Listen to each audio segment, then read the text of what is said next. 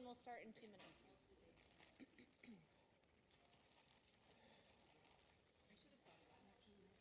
I should have asked much earlier. I was like, when?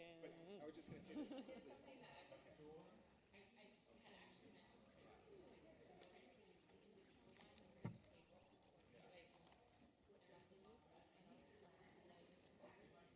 It's a lot.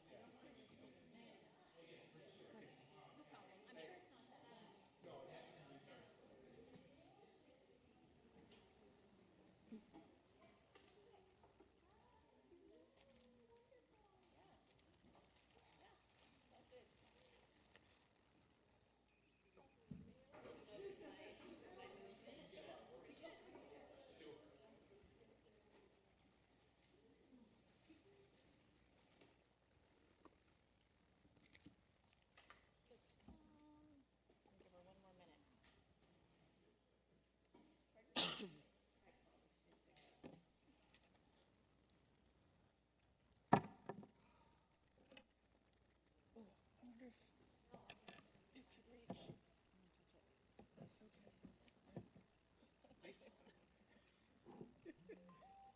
I wonder if it could reach. That's okay.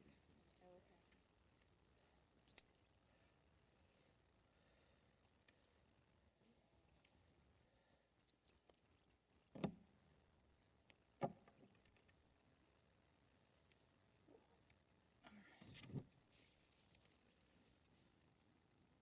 Activities. Oh, okay. Sick yet.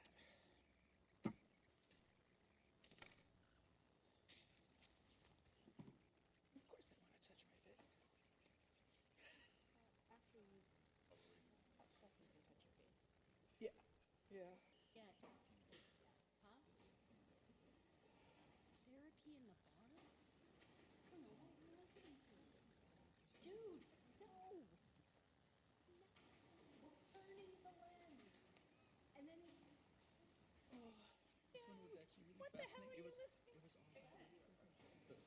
You got the wrong one. Here. Let me look it up right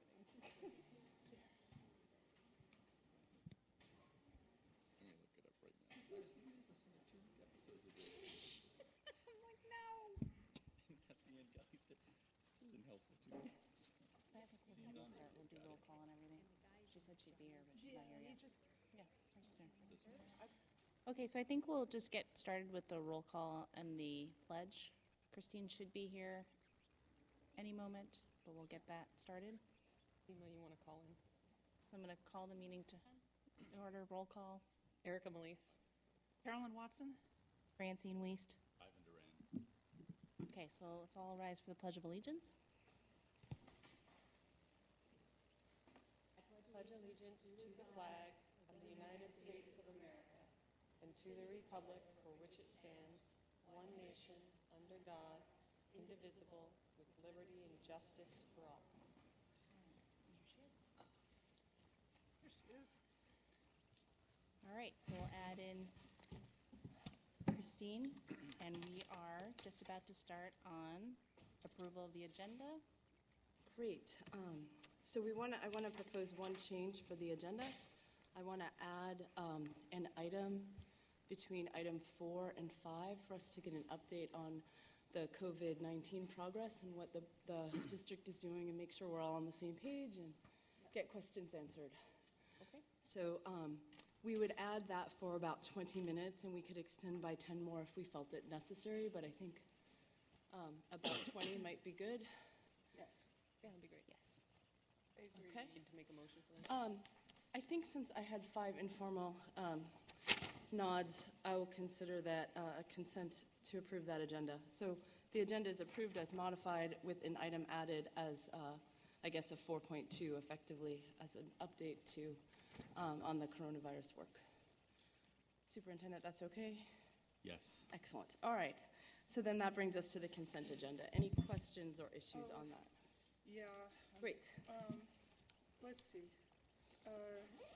No, not too much in terms of it. I just wanted to call out that this is the first time I've seen some or noticed the FCC donations on there, and I just want to express that I'm grateful for we got 250 Thanksgiving baskets, and I forget from whom, but I'm grateful to them, and 1,100 socks from St. Luke's. So I hadn't noticed that before on these reports, and so I just thought that was great. Oh. It is great. Any other comments or questions on the consent agenda? Francine?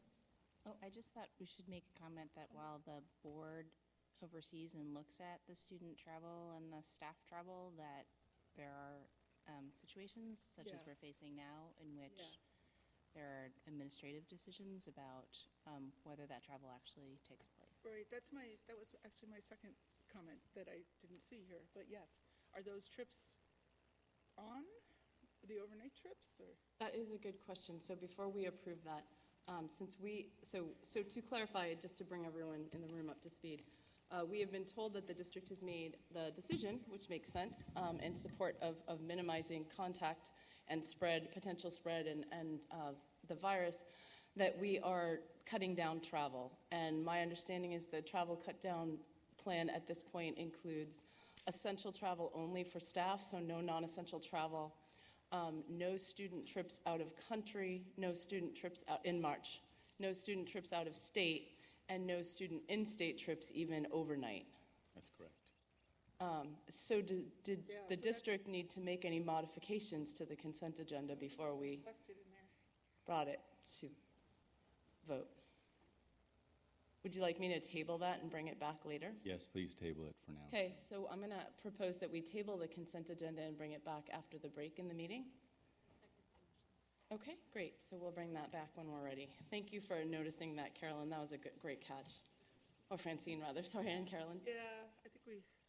Erica. List of trips canceled, that's what was going to be my request, if we could have a list of them that are I don't have canceled. any further comments on the consent agenda. Oh, great. All right. So good thing we've got three eyes catching things. That's excellent. And Carolyn, it sounds like you have an additional request, which is Well, it was just, we'd like to know which ones are canceled, just because we're going to get a bet when people's trips are canceled, they're going to call their friendly board member and. great. So let's bring that up during the coronavirus, because I think there are a host of things we might want to do some updating both for the board and the community on, and we can just, is that okay? Yeah, Yeah, we're Great, gonna have let's to. do that. Okay, so that brings us then to construction change orders, and we have a couple of those today, so. Oh, yeah.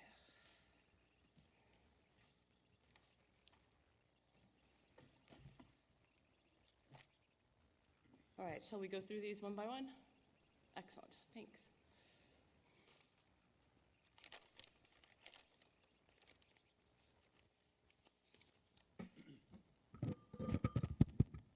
Okay, the first item is 3.1, which is change order 8, final change order for Clyde Hill to get that project closed out. And we are requesting approval of change order 8 in the additive amount of $134,838.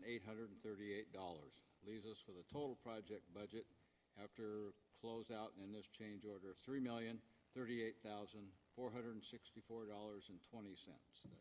that we will have to move into other projects. Questions? Okay, do we have a motion to approve this one? I move that we approve change order 8 as presented. Great, any further discussion?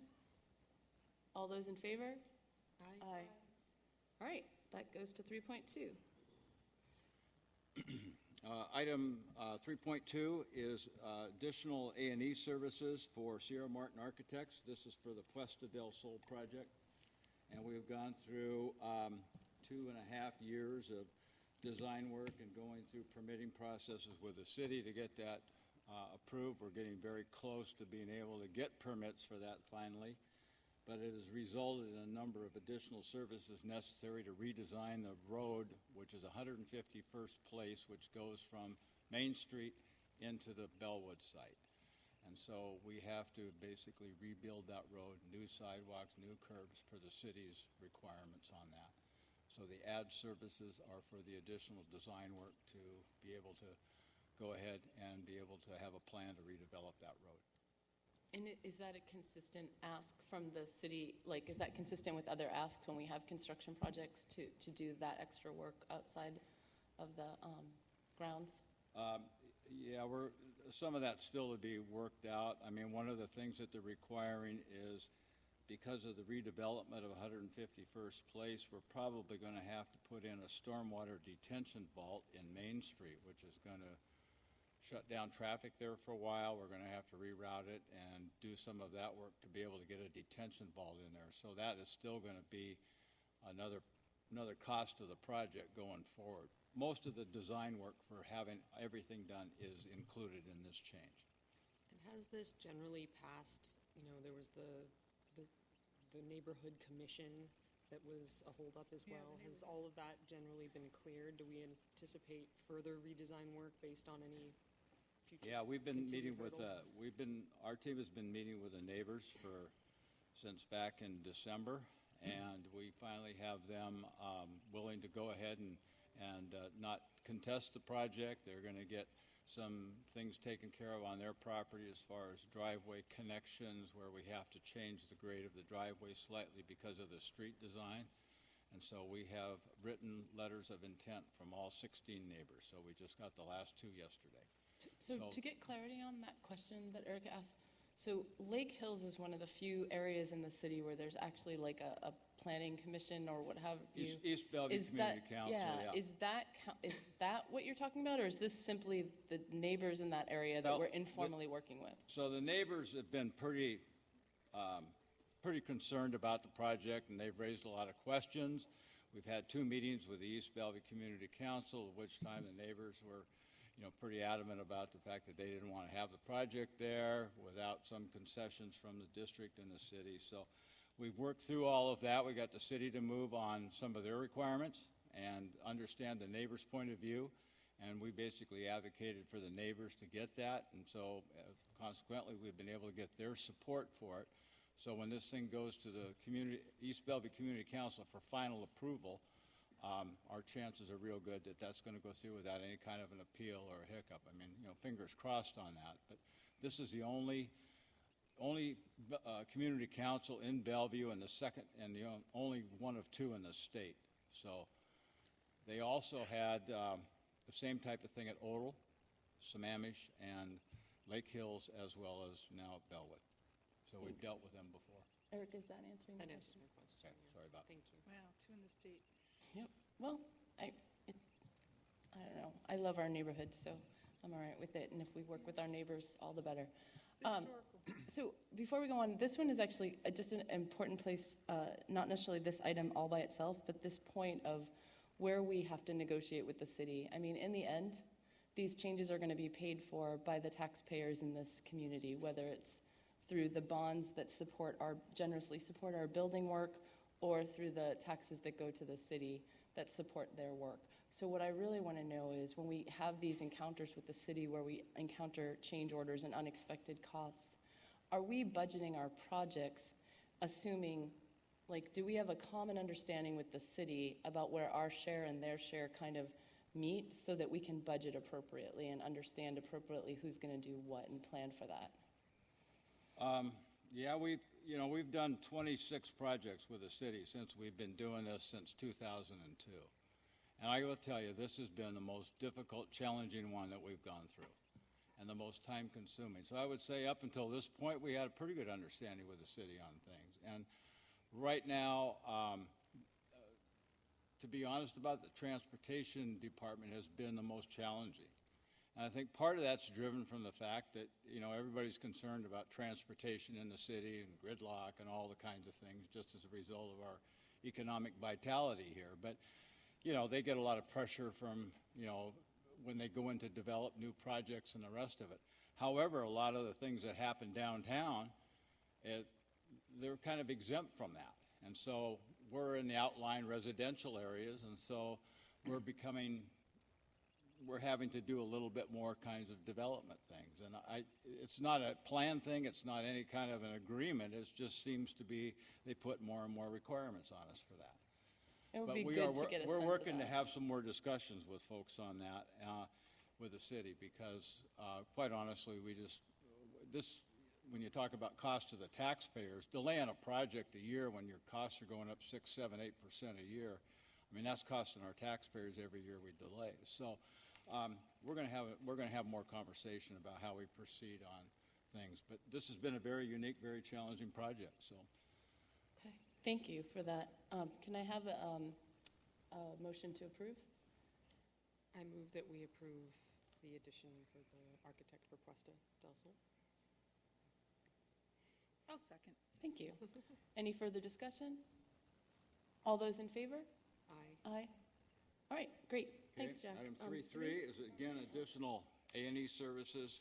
This one for Stevenson with Sierra Martin Architecture, and requesting approval of additive change order in the amount of $81,716. These were fees that were incurred during the part of closeout. Again, with the right-of-way work that had to be done, we did that through a change order 3 or 4 board meetings ago at some of the work at at Stevenson in the right-of-way, where we had to rebuild some of the sidewalks and things like that as part of the city right-of-way requirements. And so there was some additional design work to redesign some of that after the project was approved. So it's another one of those situations that we had to respond with design services to accommodate that. Okay. Still within budget, though. Excuse me? Still within budget Yes. for the project. Yeah, we have, in fact, we have the final commissioning. That's our next item for Stevenson, and then we'll be bringing that project for final acceptance at the March 17th board meeting. Cool. All right. Anyone have questions? Motion to approve? I move that we approve the additional services for Stevenson Elementary School. Great. Further discussion? All in favor? Aye.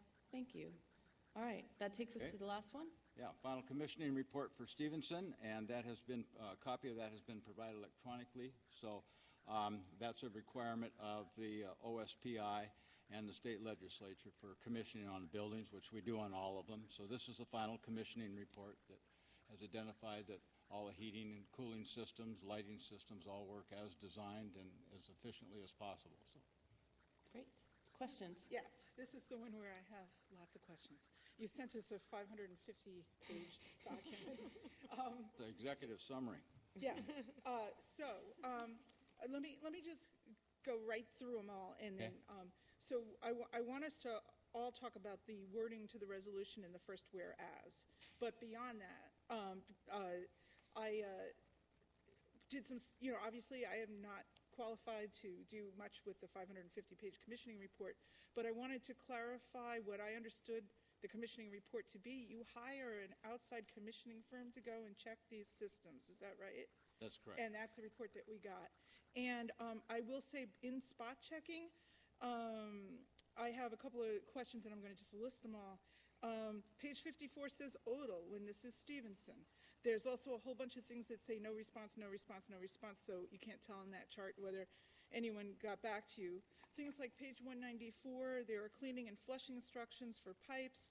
Do you set up some kind of a way to pass that information to the different maintenance crews? Because I see that on page 50 you talk about training future custodians on these systems, and I want to know how that training gets passed to the next level of custodians. And, then there's just things like, I'm just spot checking, page 253, snow sensor, not applicable. I mean, I don't expect you to answer that question, but I'm just saying there are things. And then on page 320 to 322, there were pages and pages of things that said were stamped right across the page, not received, not received, not received. So I want you to reassure me that you're on top of all of that and anything else I didn't see.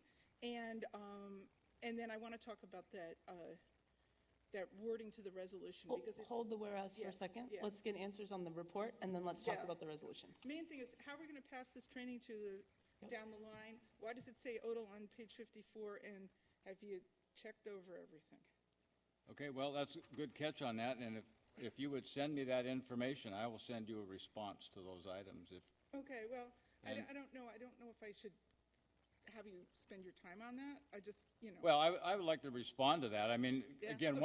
one of the things that happens with the cut and paste options that we have on a lot of the software, is that this gets carried over from Okay, another one. We also but it- had a change in the actual commissioning agent from the same firm on this. So one of the commissioning agents that we've had for a number of projects with Welsh took another position, and so I had another engineer come in. get So all 550 pages. Yeah. But I did click Well, through that's- them. yeah, Click, click, click. I tend to disagree. I think, thank you for doing that. Yeah. Yeah. And for picking that up. And I I should do think it's worth Okay, it. yeah, all right. if you would think I send should- that, actually I'll would- respond back to you wanna- on that. I Okay. actually think it's a review, so I'm going to have the question of, if we hold off on taking action on this until the 17th, is there any problem?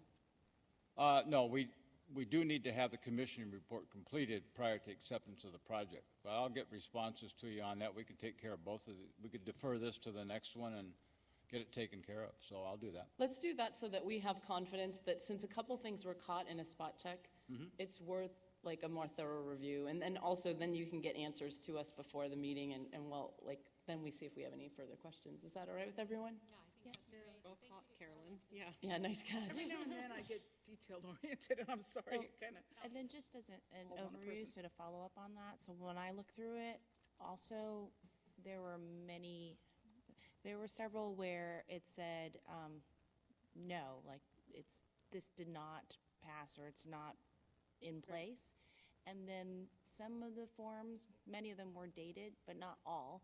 So I couldn't really tell if it was the same unit and it was checked over time, so it wasn't properly installed, and then later on it was properly installed, or whether they're different units, so it wasn't clear like what happened when it didn't pass.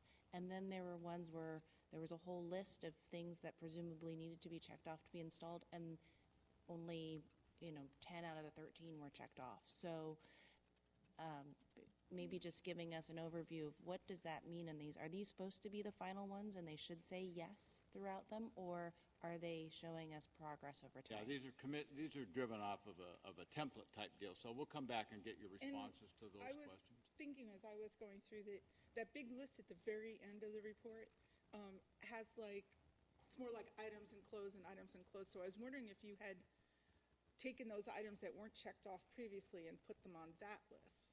I just wondering. Yeah, I Yeah, think and it's gone through a number of iterations as they go back and clear up different. Have we seen one of Issues that these before? Do you remember seeing one of these board members? We have, this is, I think, In the this first time we've made format, it I don't think I electronically have. available, right? It's been in the hard copy in the past where we had a copy over with Jen in the office there for those members that had trouble sleeping. Oh, so that's why we. All right. Yeah, so this is the first time it's been available electronically. Electronically, so that's why we're all looking at it. so. If we need to approve it, I would just suggest that in places where there's a checklist, if there's no check mark, that it either says NA or it has an explanation, and in that the whole idea of not received, that either there be a footnote collectively to deal with those or individually to deal with those, so that people can be assured that due diligence was paid to the concept that things weren't there, and maybe that's okay. But And we then- just want to. And where it says no, kind of indicating that there's something wrong, is that something that was corrected over time, or what happened with the no? Yeah, perfect. All right. Getting to the wording, if you want Yes, to just think let's about do that. It's just the first whereas says, whereas the Board of Directors of the Bellevue School District has made available for review the final commissioning report. And I'm not aware of the board making that making that available. So maybe you just meant that it's been made available to the board, or somebody made it Is that the available, language we but it usually wasn't use? the board. Or if that's the language we usually use and it's Yeah. done through our office, like he said, it's kept with Jen, then that would Or still is be it- accurate. Or is it available, like we got it Yeah. and now we're displaying it? I mean, So- I'm just wondering about that language. Okay. Who's doing what? So we can just check on that and fix it or not, depending. Mm-hmm. Okay, great. And any other questions or feedback on this one? So to be clear for the record, we are tabling this until March, is it 17th? March. 17th. Perfect. All right. Jack, anything else we should know or think about on the change order front? No, that's it. Thank you so much. Okay. That is going to bring us to actually something I'm really looking forward to, which is we've got our first stakeholder report for this school year, and we're going to hear from our early learning partnership with the Promotorius Group, and they're doing some really important things that are advancing some of our goals, and I'll let them introduce the whole thing. Jen, I think there was a presentation sent out, but it doesn't appear to have been posted, but I got a notice that it had been posted. Came at like 1 o'clock, so I didn't review it. Well, it's okay, they're going to present it to us, but I just Yeah. want to make sure that for the record it gets in there. The chance to review it, and I was just saying I didn't. Thank you, Jen. All right, so Oh, yeah. Thanks.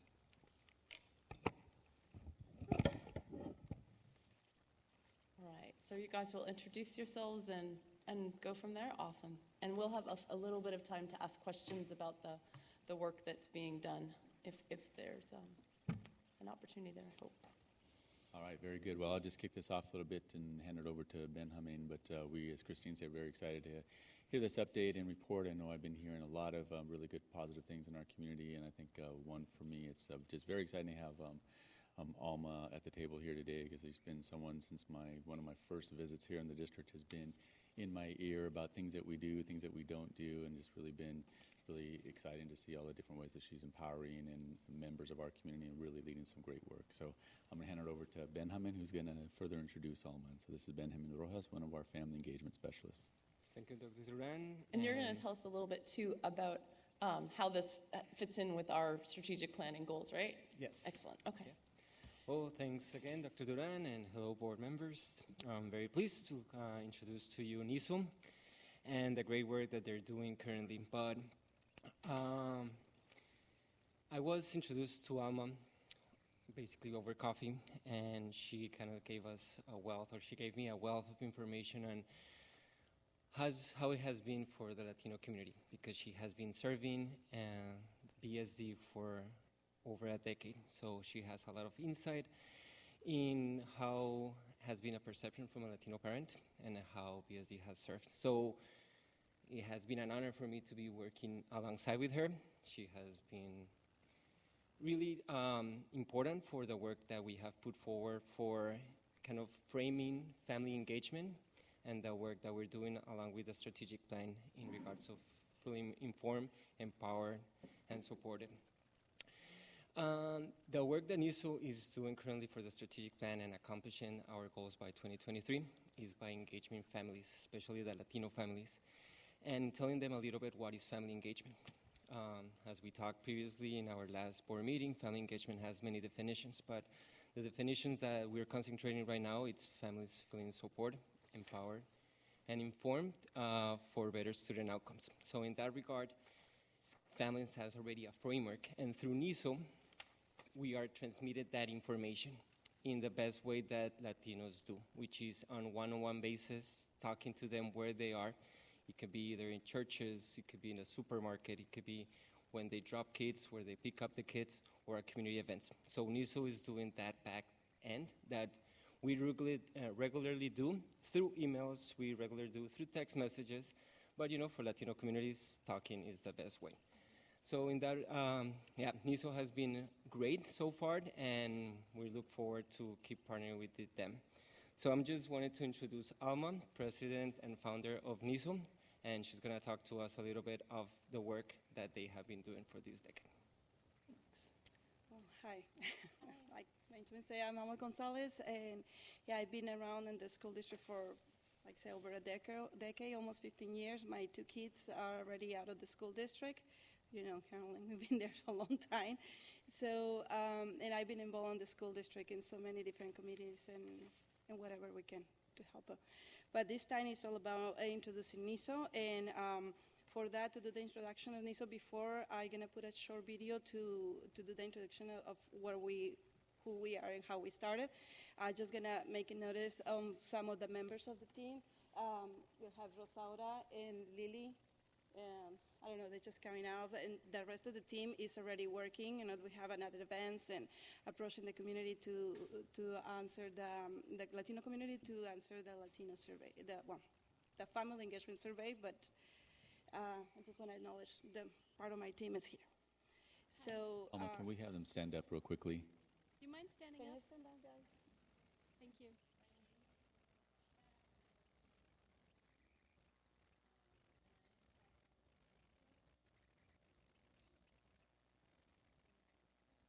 Thank you.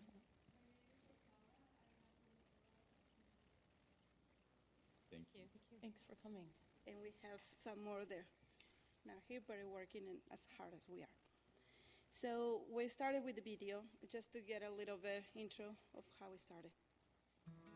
My name is Alma Gonzalez, and I've been volunteering in the community for more than 12 years. When the Eastside Pathway bring the Promotores program into the Eastside, I just fell in love with the program. I was inspired to stand up and be sure that we have a voice on the table to be heard.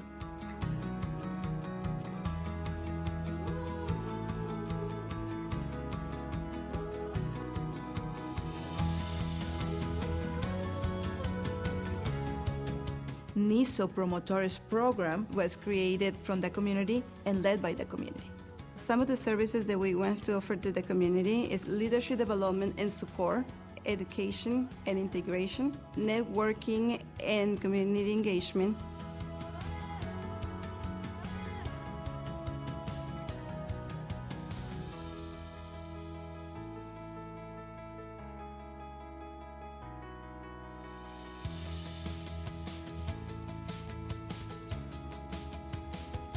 Developing Promotores in the community is really about creating empowered voices to do the work together.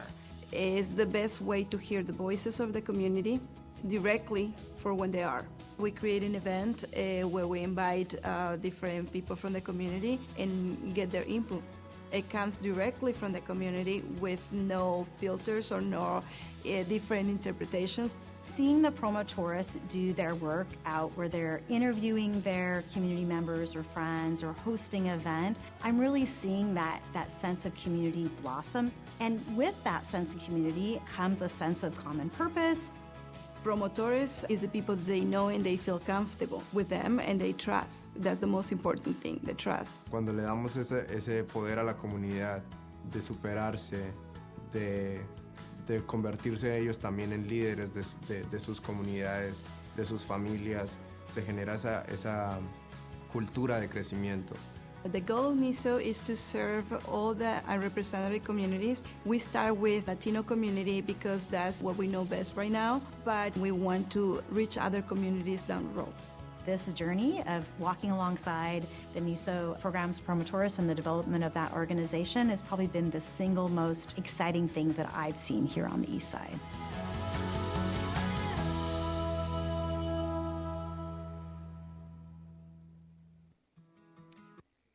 Well, this was an introduction of where NISO was, and what happened with NISO after that.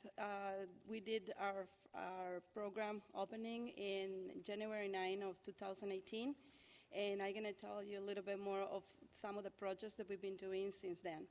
So since 2018, our first project was with the Eastside Pathway. We was contracted with them to create a community event where we, Eastside Pathway, give back the results of the survey that was conducted in 2016.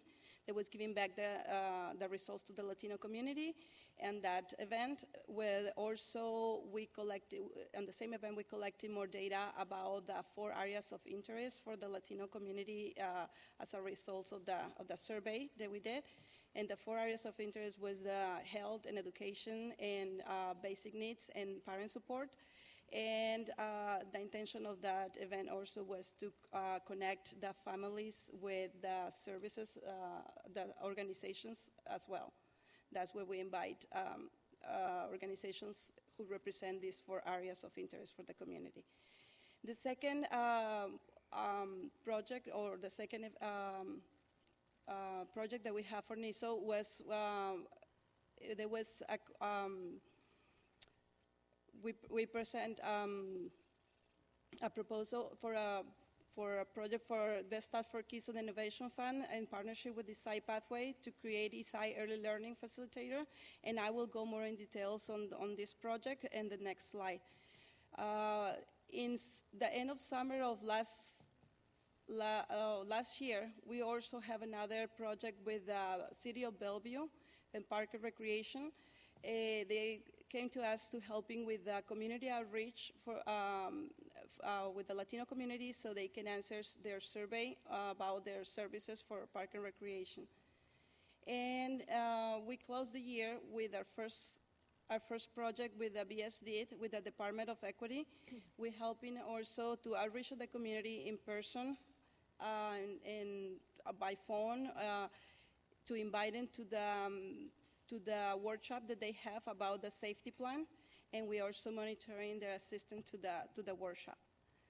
So now I'm going to tell you a little bit more about the Early Learning Facilitator project. So as a result of the Washington Kids Assessment, they find out that Black and Latino students do not demonstrate readiness at the same pace as other peers. So the BSK Innovation Fund that was granted to Eastside Pathway in partnership with NISO to do the creation of the Eastside Early Learning Facilitator project, where we having to approach into that. So one of the approaches that we do into this project is the outreach of the Latino community. And I'm just going to try to tell you a little bit more on my own ways, because if I try to follow this, honestly, I don't know where I'm going. I'm just a member of the community, like I tell you. So what we do with that, we identify leaders in the community, natural leaders in the community. So we introduce them to the promotores model. And what they do, we go and reach out to the community, and we inform about the services and the organizations that we have in the East Side in a series of visits to the families. Can arrange from 3 to 8 visits to the families, and we're doing it for the Latino community from 0 to 5 years old, because that was the requirement for the grant that we're getting for the Best Start for Kids. And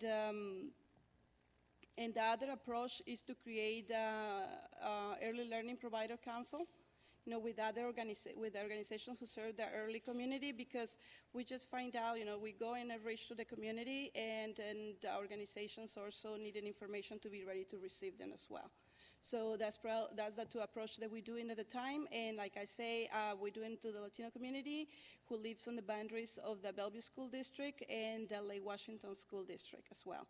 So where we are to now, we already connected 33 families, and we're on the process of doing another series of promotores training to serve more families down the road in the second phase of the program. So I'm going to give a little bit of an overview of how we did the pilot project, the pilot part of the project last year. So a year ago in March, we did a series of on information meetings or one-on-one approach to the Latino leaders in the community to inform, like I said before, to inform about the promotores model. And then those ones who was showing interest to do the promotores training that happened in April of last year. So we did from this pool of promotores that we trained in April, we picked 10 members of the team who eventually did they create with us the Eastside Early Learning project. So in May, we have a resources learning session with the early learning providers. So what we did, we have a series of four information sessions according with the interest of the community, what I showed before, which was, again, education, health, and basic needs, and parent support. So those those organizations came to the promotores and give us an information about the services they already they have for the Latino community, and we learned more about them, and in order to get ready to give back the information to the community. So in June, the team of promotores, we having internal meetings where we sharing and presenting to each other all this information, all these learnings that we do on those sessions. And then in June, July, and August, we continue with a set of more trainings like HIPAA training, and also we have a professional from kindergarten to come and train the promotores how to conduct the family visits. And we create a set of forms that we're using in order to collect and continue with the project with the community. All these forms, we do it as a co-creation. We're not doing it ourselves, we're doing it as a teamwork. And who better to create a form who goes to the community but the community themselves, which is the facilitators that we're working with. When we all feel that we was ready with information that we have to give back to the community, so we started doing the family visits in September of last year. And in October, the Providers Council was created by the Eastside Pathway. So what we're doing now as Eastside Early Learning Facilitators, we try to connect the information that we receive from the families of how they connected with the services, and and we also share all this data that we're collecting with obviously be very conscious of maintain the privacy of the families, by sharing this data and these findings that we get with the early learning providers, and also finding about their services, and we are pretty much like the bridge between the services and the community. So that's pretty much what we're doing with this project. That's just a picture of when we finish our training with the promotores, and then and this is a little bit an overview of how we conduct our family visits.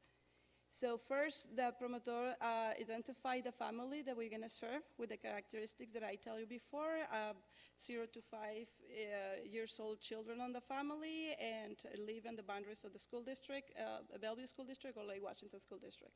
And the first visit, they collecting a certain information with the families, and this is just for us. That's an internal information just for us to figure it out where the family are.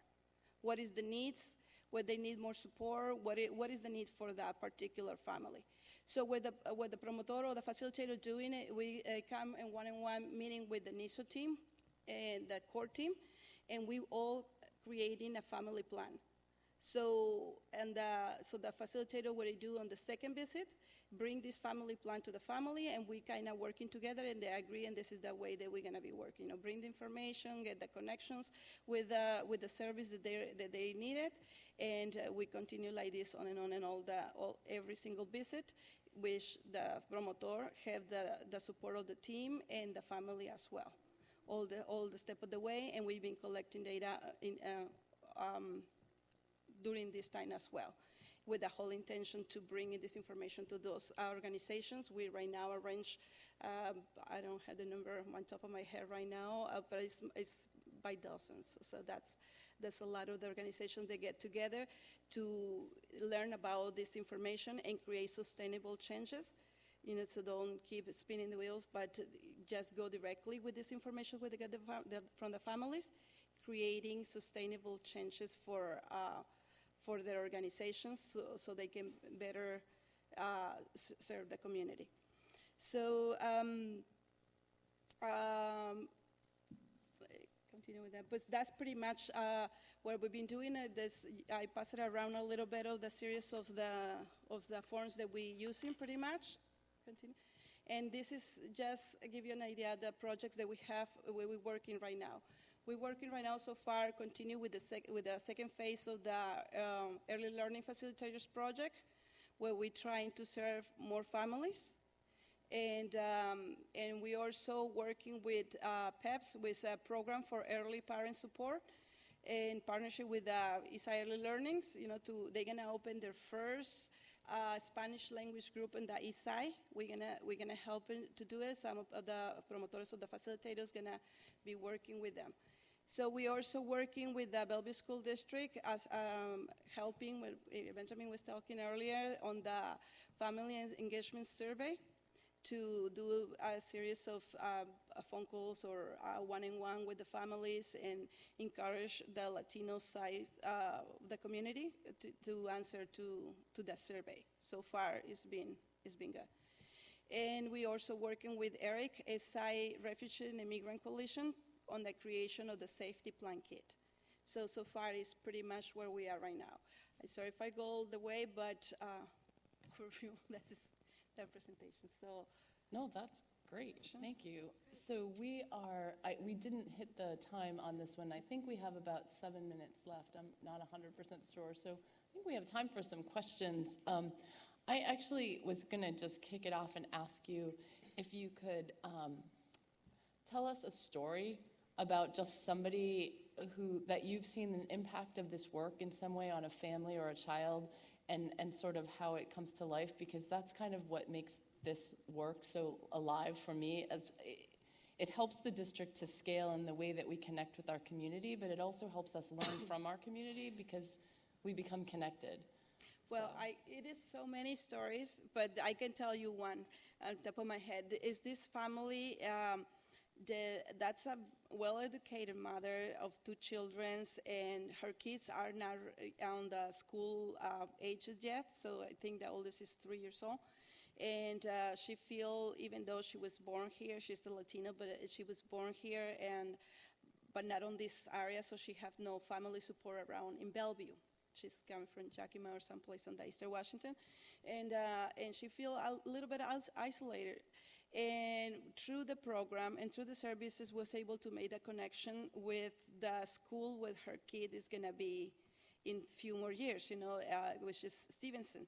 So she got connected with the Stevenson, and now she's volunteering, even though the child is not in school yet. So she's going there and volunteering in school, and learning about the projects. And the whole idea is to be sure that the kid's gonna be ready by kindergarten. So it is volunteering at the school and involve the children and all these activities that will help the kid to be ready for school. This is the intention, and this is kind of the changes that we try to make. And I can go on and on. This is money. No, stories, that's the connection great. like Thank that. you. Yeah. All right. Anyone want to start us off with questions? Erica? Thank you. This was really awesome and informative. Looking through the family visit process, where it's like 3rd visit to 8th visit, then we get to an exit survey. It feels to me that really what you're doing is building friendships and building community with the promotores are like within the community. They are creating friendships with these families. Do these families don't leave the program, do they? Like, you talk about an exit survey. Well, like this is a pilot program. Say we have a range from 3 to 8 visits. And what happens? Some families, they all just need a little push, 3 visits, and they're already connected with the services and with the organization that they needed.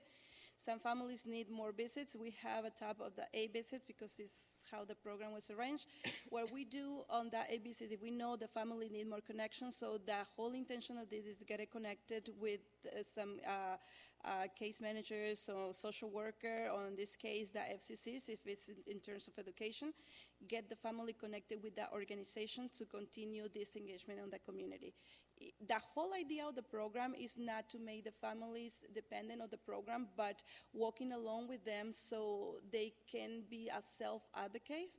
And then even if we don't have more busy with them, they learn how to connect themselves and can continue this engagement and these connections with organizations whose maybe the kid's going to go eventually, or the clinic where they needed services long term for their kids or whatever. So the whole idea that the families learn to do it on their own. We just give the little step and put the foot in the door, and here we go. Yeah. Thanks. I just wanted to thank you, Alma, because I know how much you do. So I your presentation was great, but I just wanted to thank you because what you do really makes a difference in our district. So you have my thanks, and I know that of many other people in our community. So thank you. Francine? So thank you as well. And so I just wanted to confirm that it's mostly the bridge part, or are there also materials that you provide to do some of the education to make sure that the kids are ready as well? Is there like an education specifically around early learning, or is it more education as to these are the services and here's how you get connected? It's more about the services, because to help in the children's, you need to empower the parents more than anything. At that age, the kid, can learn anything, but mostly if the parent is involved.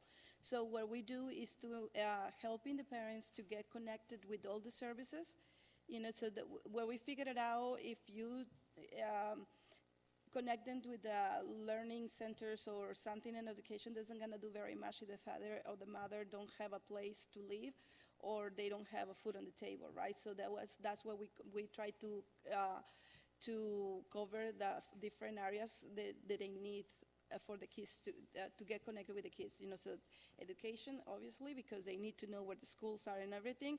Health, because the kids need to be healthy and they have to go to different health services, and basic needs, and parent and child, what we call parent support. So what we do is connecting those parents to those services and go all step of the way. Sometimes we even meet the parents at the organization that they need services with, so they get connected with the person, not just giving them the phone number and the website where they're going to go, but intentionally go there and say, this is the person you need to talk with, and take it from there. You can do it. Be more like a cheerleader type, like you can do it. So with the 33 families, do you have a sense of what that represents in terms of either the need that's out there or how much you anticipate growing? Do we have a sense of, like, this is a great start, or we've made significant headway, or we have a long way to go? Like, what does that represent? For the 33 families, you say? Yes. Well, like I say, we're collecting data all step of the way with these forums that we have, plus with the input of the promotor, because that's the one they're working one-on-one with the families, and we put in all this together to present it to the organizations. Of course, it's more things, great things to go, but it is on top of my head, like I say, all the things that is in the data, so I will be more than glad to show you that. Okay. Yes. Carolyn? Well, I know that the district partners with a lot of nonprofits like Jubilee Reach and other community partners, Eastside Pathways, to make things happen, good things happen for kids. And I'm just, when I look at your website, I see that it says something about the services you provide and that you hire and train promotores, and that one of the contracts you had was X. So I want to know, are you a nonprofit doing this as a volunteer, or are you a business? Well, right now we are operating as a business, like I said, as a contractor. Our whole goal is to become a nonprofit, and that will be our ultimate goal, and we can do it in any moment we want to now. But like I said before, it is kind of hard with the Latino community as the place that we are right now. So we have to start somewhere. We start somewhere, and as I've been volunteer for a long time in the community, so I say I just convinced my husband to get our family resources, and creating this project, which eventually is gonna grow bigger into a nonprofit with the community. But definitely that's something that we're doing right now. We're on the transition. We just, like I said, just opened it 2 years ago, not too long ago. So we're working on it. All right. Well, thank you for the work that you do. I do want to just be very explicit for folks and tie this into how important and what it looks like. We talk so much up here about engaging our community and having engagement plans and thinking about our 20,000 plus students and what it means to engage them. And what it looks like is so different. It's relational, and it's on the ground, and it's with partners, and the only way that we can do this work is together. It's how we build community. And I really want to thank you for the work you do, but also for taking the time to share it with us and help us have just an opportunity to see what it means to truly develop engagement in the community. And I really appreciate what you said about not developing dependencies, but rather helping people access and become part of the school communities. And the story you told about somebody volunteering at Stevenson even before their kids are there, that's certainly becoming part of our school community. So I appreciate that very much, and I think everyone else here does too. So thank you for that work, and thank you for this presentation, and thank you for all of you for coming out tonight and sharing your time and your work for us. Thank you. Thank you all. All right. And we're not shaking hands or anything tonight because, just it's not time for that. So we're going to move now and transition into a short presentation on what's going on, thank you, with the COVID-19 efforts across the district from our superintendent, and then ask questions. So if we can put the 20 minutes on the clock for that, that'll be great. And we may end up taking a break before we do our policies, but we'll just keep moving. Thank Awesome. you. And again, one thing I just want to add, I think with Alma's presentation is that I think with all the work they're doing in that early learning space, that as we refine our plan in early learning, I think we're going to learn a lot from some of the things that they've done to help us think about how we especially connect our families. So I do think that once we get our early learning program in a much clearer path, it'll have big connections to how we're meeting our strategic plan goals, and especially around academic achievement and well-being. So I'm just grateful for the work that they've done. All right, so shifting gears. So I'm going to have Heather and Edlin, Teaching and Learning Executive Director, and Carrie Lang, our Director of Nursing Services, come up. But I'll just quickly hit on a few things that there's other questions that can help us out. So one of the things that just really start off is that I think that this has really been a fluid situation that we've been tracking and following. We were back and forth over the weekend, following different information that was out there. And so really appreciative to the staff for amount of time that we've been, having conversations about this and really trying to get the best information guidance. The one thing that we know is that information is changing on a regular basis. I feel like I was talking with Christine today and got off the phone and called her 10 minutes later to give her some more additional information. We recently received some guidance from OSPI this afternoon that we're going to have to address. So there's new information that's coming out, and some of the information is changing as we go along. But one of the things I just want to clarify is that a few things. One is our closure approach. So up to this point, we have been following the public health guidance, primarily King County Health Department and the State Department of Health, on whether or not we should close our schools. If we were going to close one of our schools, we would close one of our schools if there is a staff or student who has tested positive, for COVID-19 coronavirus and was in the school community and was symptomatic. We would close the school. And again, if that information did come across, we would have minimum closing for cleaning the school, but it could be, up to 14 days if the county wanted us to do a quarantine. But if that did occur, we would be working very closely with the Department of Public Health, because they would be basically guiding us along the process in terms of what we need to do next to ensure that we're, creating a safe environment, making sure the environment is safe for our students and staff to return. In some of the situations where other surrounding districts have closed, they have had asymptomatic students and a known COVID-19 diagnosed with either parent or family member.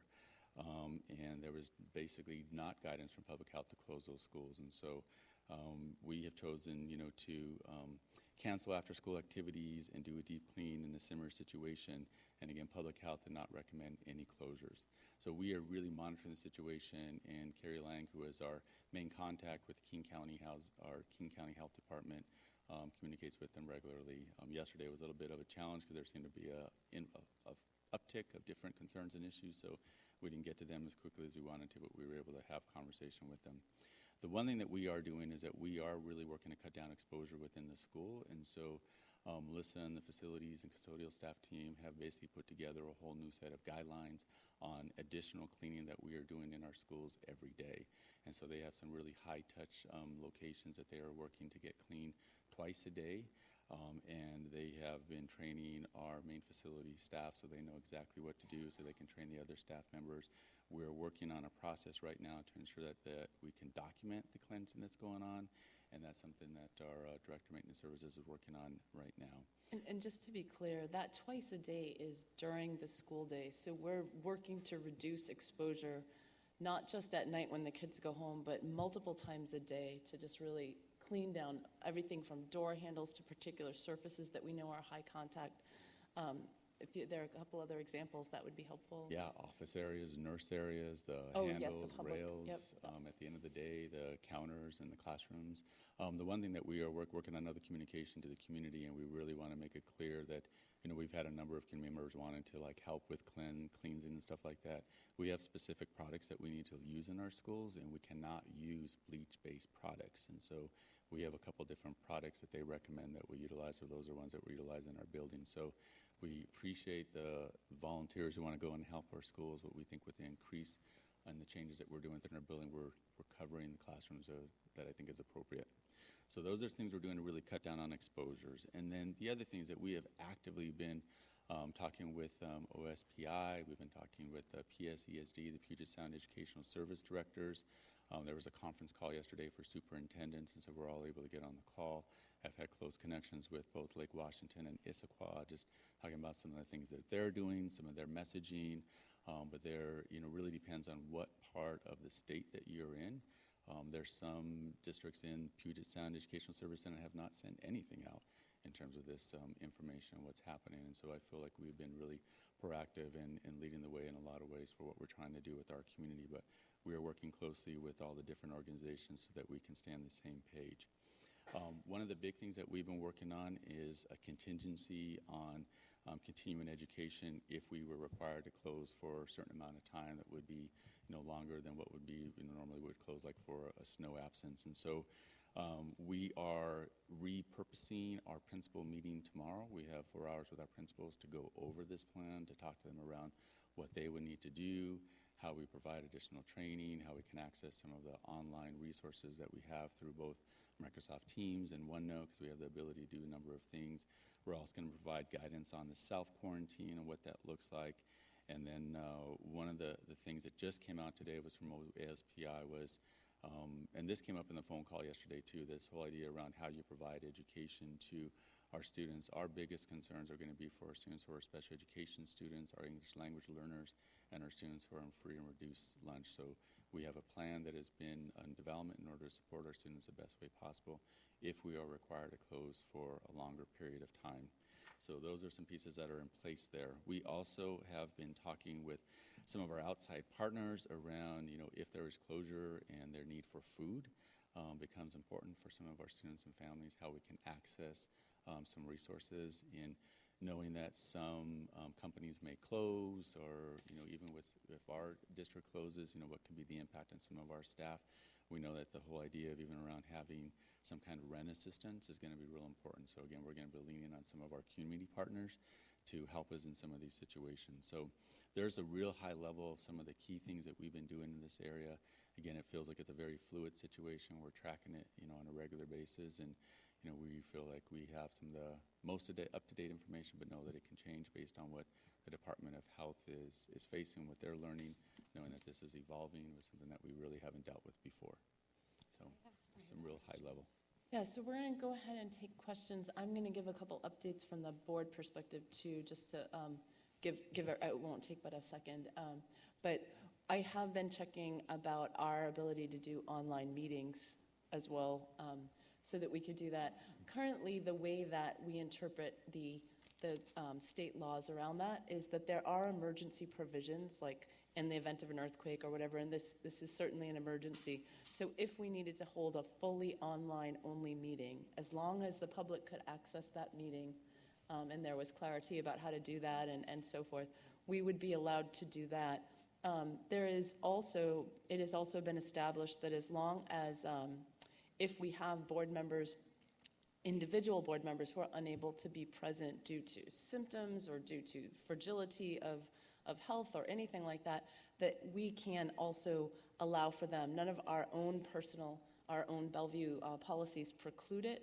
We don't have necessarily guidelines that do it, and we have done it in the past, both via phone and via a computer. So we'll try to make sure that we can enable some video attendance should any of the board members not be able to be present, so that your voice for the community is still present. So that's one thing. The second is I am also in touch with various other school boards around the area and making sure that we're keeping up.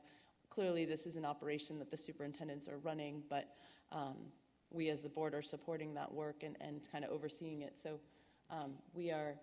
I am in touch with them and exchanging ideas and making sure we share those back to the superintendent.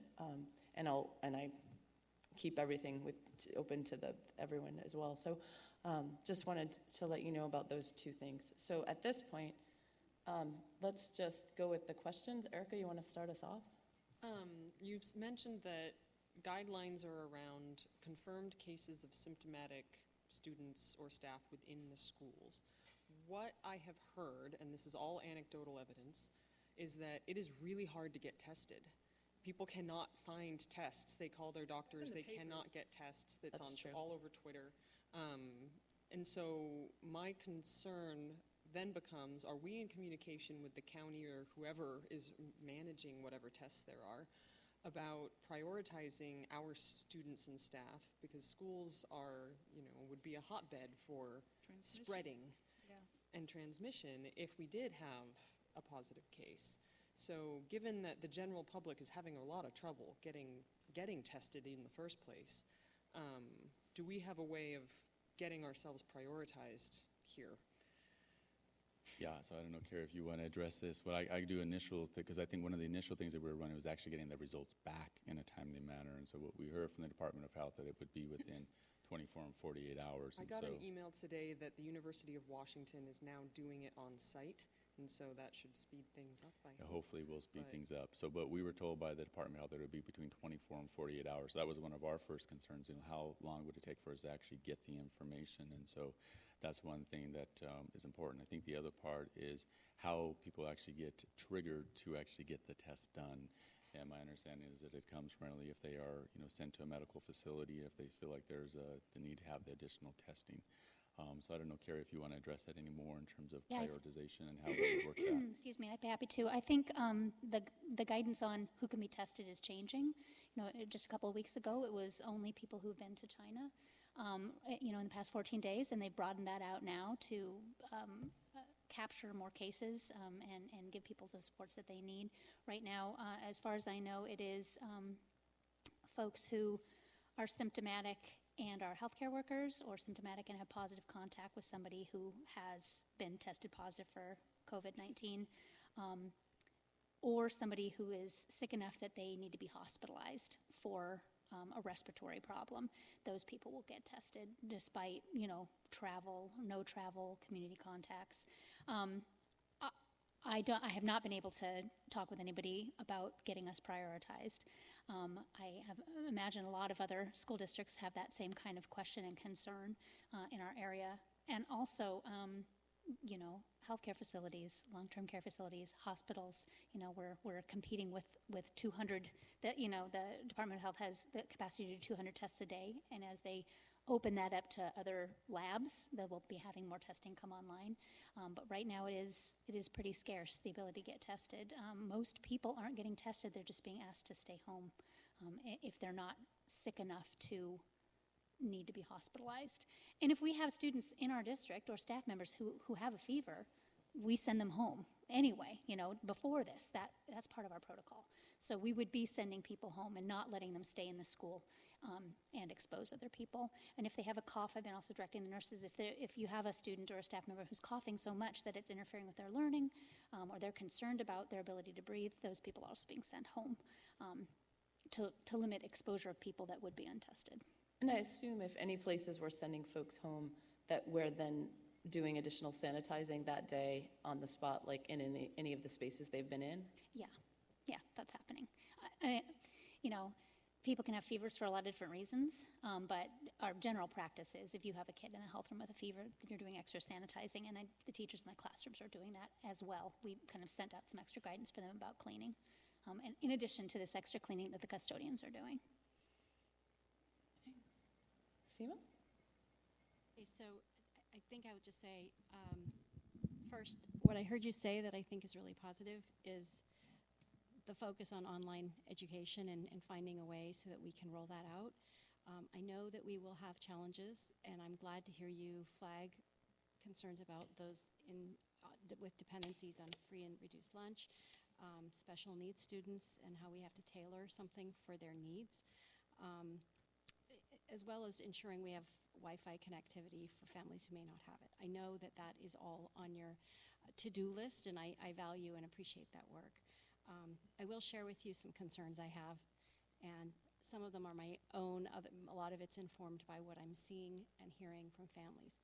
I think at a high level, what I worry about is that we are putting families in kind of a game theory mode where they have to figure out what is more concerning to me. If everybody goes to school and I take the more conservative approach and keep home my 14-year-old because I'm worried about everyone else at school being sick and I have a senior citizen at home, and I make that calculation, I may potentially put my 13-year-old at an academic risk because everyone else is still going to school. That may not be the wise thing that everybody goes to school, but now I'm making that choice. So I think we put families in a hard position when we tell them self-select if you think, because even if they don't have a medical concern, they are worried about sending their kid in, and that child is with a family that was not as conservative, and then that kid comes home, and we know the ripple effect. So I'll just say at a high level I worried about that.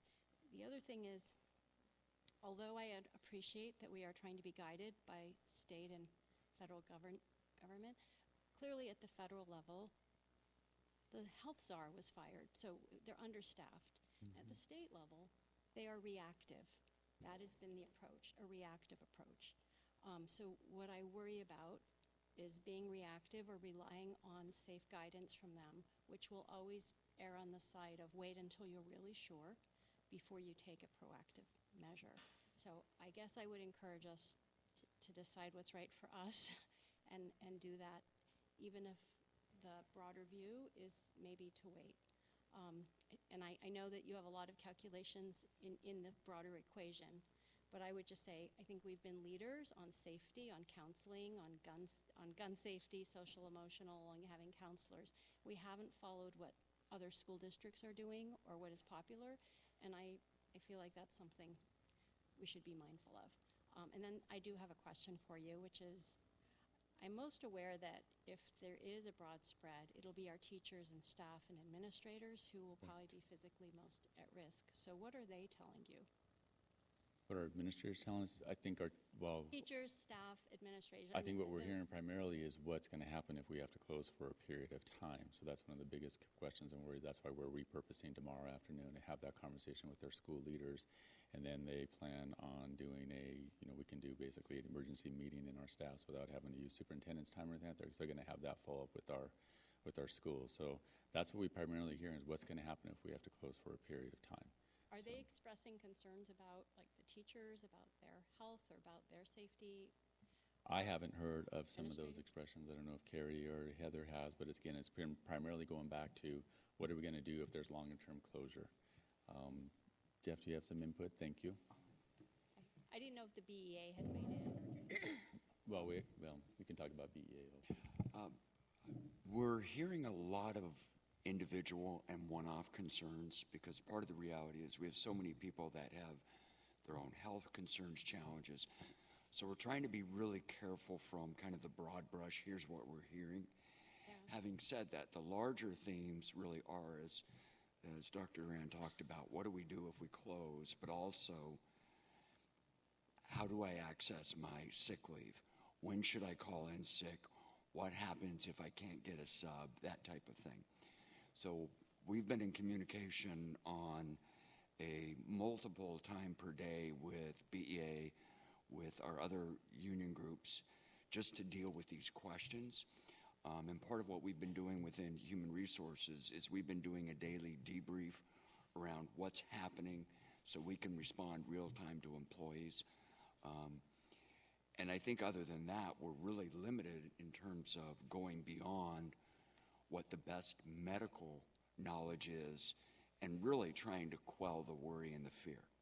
Because so much of the employee reaction, like parents and families, is really an emotional reaction. And we've tried to acknowledge that, not in any way downplay it, and catch that. Because when somebody's in that emotional place, the other stuff really isn't going to matter. I have a related question. If we do have to have a long-term closure at some point, how do we pay our staff during that time? That is the $64,000 question, and depending upon the guidance that we get from OSPI and potential waivers, we'll have to determine that. The one thing that we did last year in comparison when we had the snow days, we did get a waiver on some of the days, and because of that waiver, we were able to protect employee pay. So we certainly would look at that as a possibility going forward. The challenge becomes there are some types of jobs that are going to be more difficult for that to do, and we will be looking at offering opportunities for employees to do additional makeup work, et cetera, if we can do that.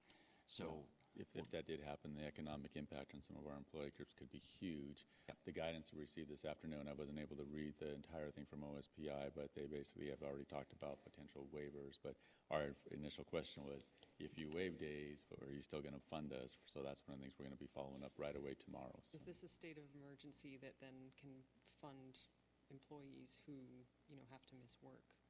So speaking as someone whose federally funded job was closed for 8 weeks last spring. Right. And one of the things that we have the ability to do is working with all of our employee groups because of the collective bargaining relationships that we have, we can recalibrate what that means for salaries and benefits in light of this that doesn't necessarily constitute, for example, a gift of public funds.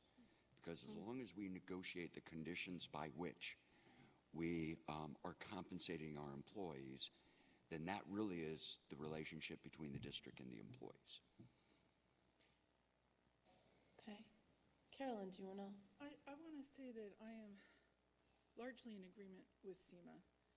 I understand some of the points you made. I understand that we are trying very hard and working very hard on this, and we're following our local Department of Health and the state. But I do feel that there have been problems on the federal level, as you know, with the testing from the CDC, and not the leadership that I expected, frankly, based on what I saw with, swine flu and things like that.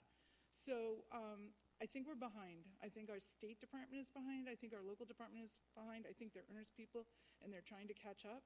But I also think looking at this historically, from what I know about, outbreaks from historical perspective, it is very important to stop the transmission early. And what we're trying to do is flatten that curve. So it's not our kids that are going to get sick, it's our staff and our elderly family members. And if we all go down to Overlake, there's not enough beds. And I really think that we have a chance to stop the transmission, and there are lives on the line. Okay. Francine?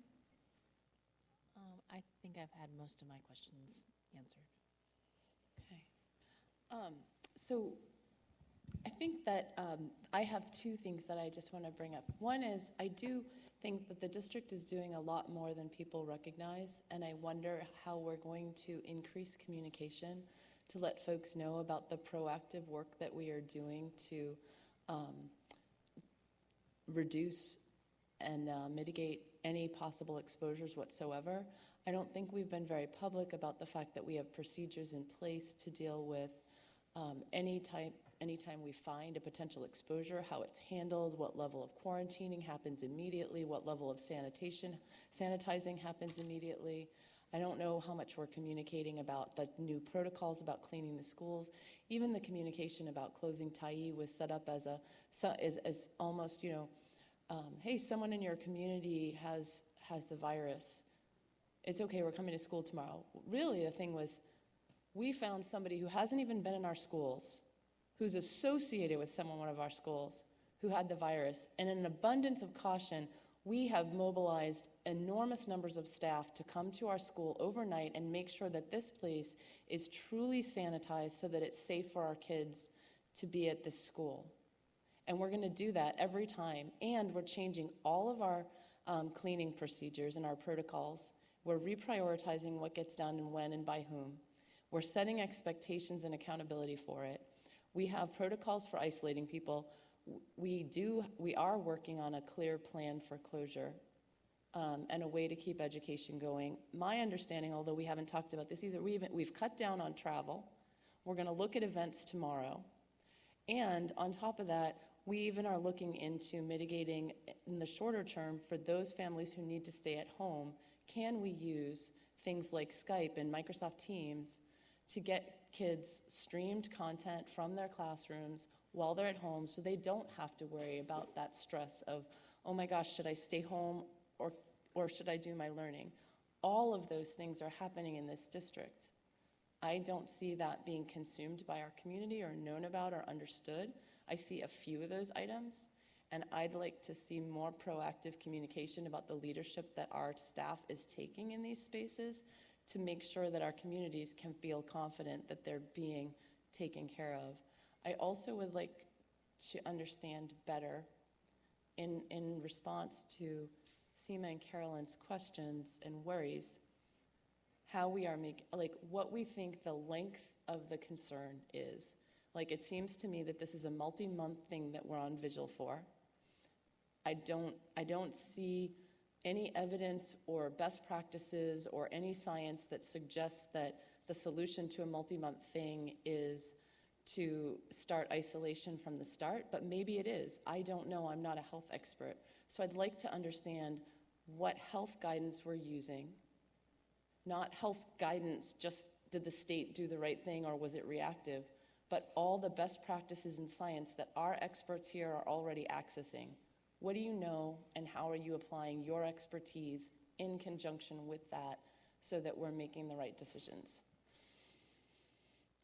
I can talk a little bit to that.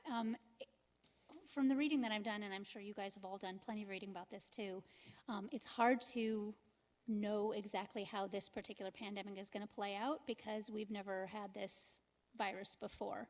And when you look at previous pandemics and the way that the response has been to them,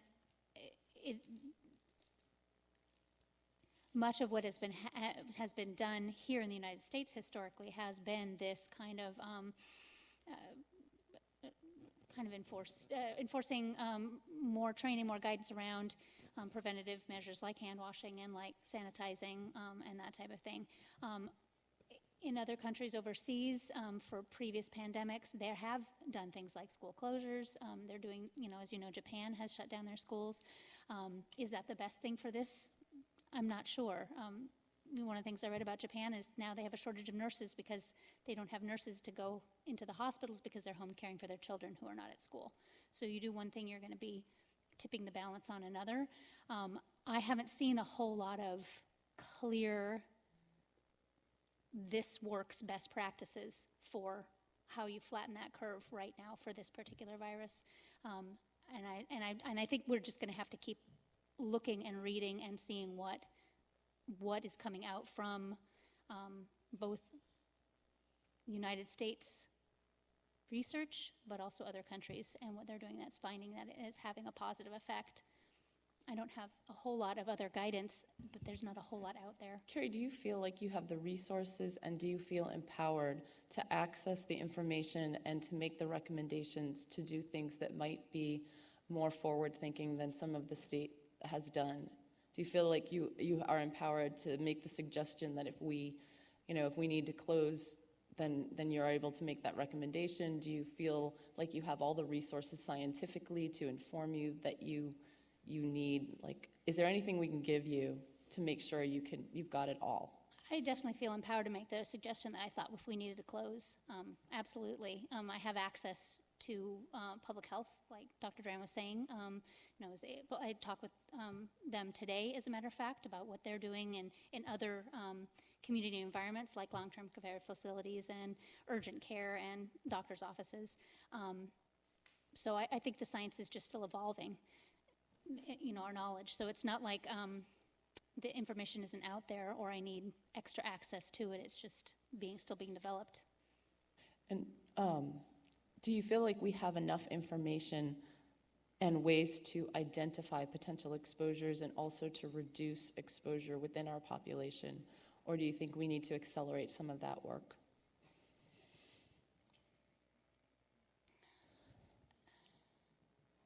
I'm not sure what else we could do to gather that information. So far, we've had a lot of communication from families when they've had concerns, when they've been reporting lots of potential contacts to us that are usually kind of 4th and 5th degree contacts. A friend who had a student whose parent had a friend who had a relative who had a dance instructor whose partner was there, and it goes on. But people are being very good at and proactive about letting us know.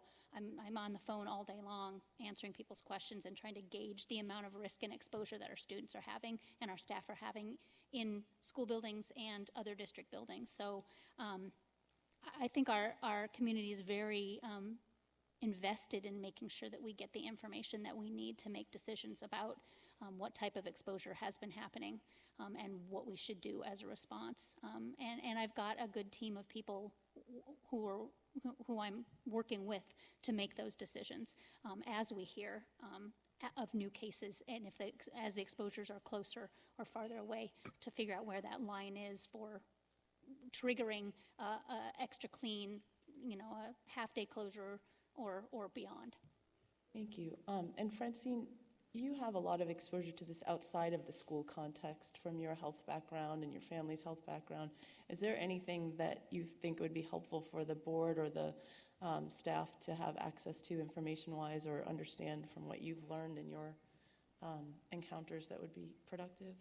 I mean, it sounds like you have direct access to the information you need, and I'd be happy to talk more about what I've found so far, directly with you. But I think for the most part, it is the challenge as we're discussing about what the medical situation is and the public health situation and how you deal with events like these and this particular one and the fear that people have. And so the challenge is balancing that. But then to your point, the more we can communicate, the more that we can put the facts out there, that is helpful so that people understand what is going on. Okay. So what I hear from the board, and we can see if there's any final questions, is we're glad to have the work that's being done. We're excited, especially I heard a lot of enthusiasm and excitement about that online on remote access for folks to be able to keep learning and to keep things going. I also heard that the board wants to protect our community just as much as you guys do, and I think you have the full support as you run this operation to make aggressive decisions to make sure that we do the absolute best we can by our community to keep them safe and to make this work. Like, I don't think there's anything we can do to stop this virus, but I certainly think we can throttle and from everything I've read, we can throttle its progress to the point that it can be managed in the healthcare facilities that we have. And if we don't throttle it, then we'll overwhelm our system, and that's when we have the problems. So I do have one thing for Dr. Duran, is just that I think in that calculation that families make about, this kind of conundrum between do I keep my kid home or not, one thing that does come up is there have been families in years past who kept their child home, maybe because they had no choice and the kid was like flu with a fever and it wasn't a fear of getting sick, the child was actually sick. They have not uniformly across all schools been well received by teachers or principals saying, don't worry, we will reschedule that test. I think we've each heard of at least a few of those stories at particular schools, and it's often been, the answer has often been, from a principal included, it's up to the teacher. So unless I think families have clarity, since we're relying right now on self-imposed kind of quarantine, and so if a parent is kind of on the fence about what to do, it helps to know that there will be, if you're making your best judgment, that the school district will ensure that you as your child will not pay a price in terms of having to reschedule work or reschedule an exam. And I think that would encourage people to make the wise decision when, if they're not sure, to say I'll self-impose a quarantine or I'll self-impose a restriction so I don't put other people at risk. So I would encourage us in our better communication to make that part really clear. Yep, thank you for that. We have, again, meeting with our principals tomorrow. It's something we can talk about. And again, we were working closely with our education association to ensure that we have common messaging and that we're on the same page with this work. And I just want to say that, so I appreciate the feedback, and just feel like we've been doing our best, to really try to get this information out in a managed situation. We have not received guidance from OSPR or anybody else, and so we've all kind of been in our own situation. And so I feel like our team has been doing the best job possible. We have revamped our entire schedules over the last 2 days to kind of run an emergency center out of my office. And yesterday morning started at 8:15. It started with one thing on my board, and by the end of the day, it was completely filled up. So, and I just also want to say that, be really clear why we didn't close our school district, why we haven't closed schools, is that we feel like without having the symptoms out there, we would be chasing our tail one case after another. So if we would have closed our schools without any symptoms, and then next week somebody actually has a symptom, we have to close, then it would be this constant. And so we really, again, are following the guidance from our public health officials, who we believe are providing us the guidance that we need. And it's not something that is, we've never been in this situation before. We have some past history with swine flu and other things, but I don't think we've been anything at this local level. So appreciate the feedback, and we will be working on better communication. We have a communication we're working on right now that will talk a little bit more around cleaning and quarantine that's in progress. So hopefully we don't get it out today. We'll get it out first thing in the morning. So thank you.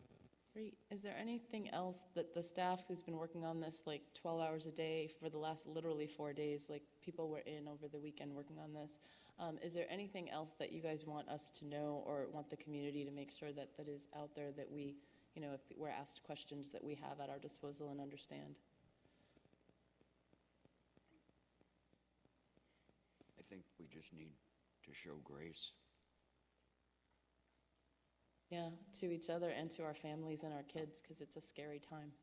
We should all get sleep. I'm seeing how much that really affects your resistance to the virus. That's funny. I told my daughter last night, I said, of all the things that I'm going to do to you right now because of this, you're going to bed. Yeah. Like, she doesn't get much sleep, and I said, I'm just coming down like a hammer on this. One thing we can do. All right. Thank you guys for the work and for the time tonight. I would like to propose that we take a 5-minute break now and then come back and start the policy work until it's time for public comments, and that we keep our policy work efficient tonight. It's mostly first readings, so I don't think we have to spend forever on them unless you have substantive feedback. All right. 5 minutes.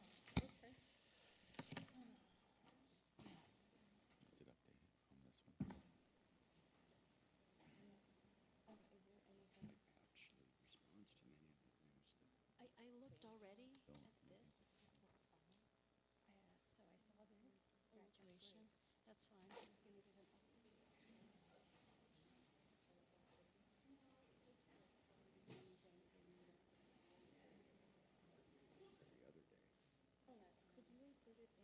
Just looks fine. So I saw this graduation. That's fine. That way everyone gets it. And then the thing I would like your input on is a recommendation that Francine and I are going to make. So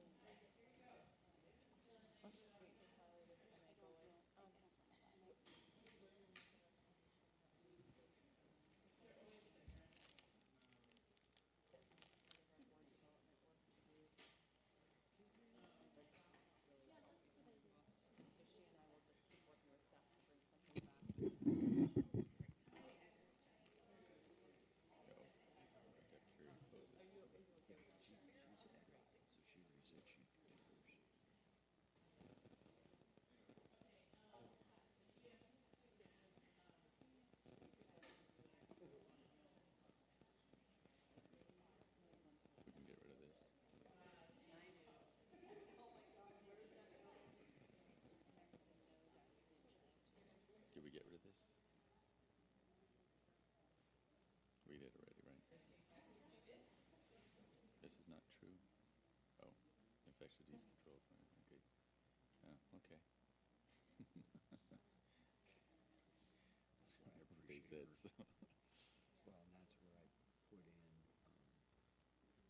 Oh my gosh, what I just told the board though. So. yeah. Well, I did say that we want to use some of this stuff. So.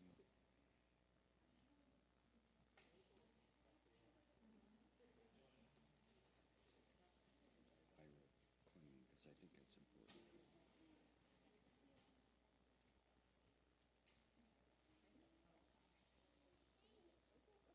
threatened with the 10 days of absence and you don't get credit for the semester, that whole thing. All right, I'm just one of those. Oh, shoots. I guess the part I'm wondering about the most is, do we need to?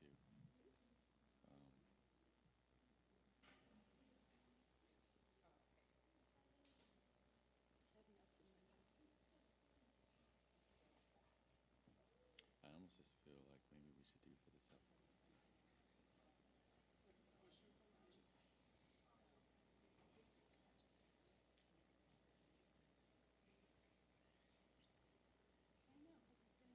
Following the quarantine guidelines of this. That puts it a little bit more in perspective.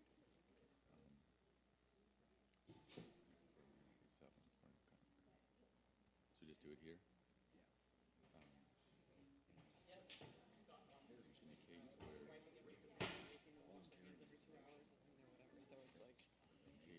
We're doing what we can. We do what we can. Yep. We have no flexibility about end of meeting time, right? Because we've got this forum. What time we have to be out of this room at 7:30? 7:15 is when we move, or we're supposed to move out of here after public comments and start up in the other room. Oh, okay. And then, Well, if depending on where we're at on the policy work, I might stay in here for a few more minutes. okay, yeah. Because I think we're going to end up splitting the policy for public comment. We will follow. Yeah.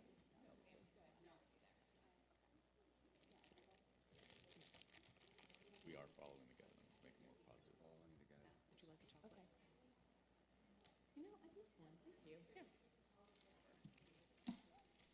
Have a couple if you want. Cool. I have a whole nother bag at home. Thank you. Would you like a chocolate? No, thank you. I'll just share it.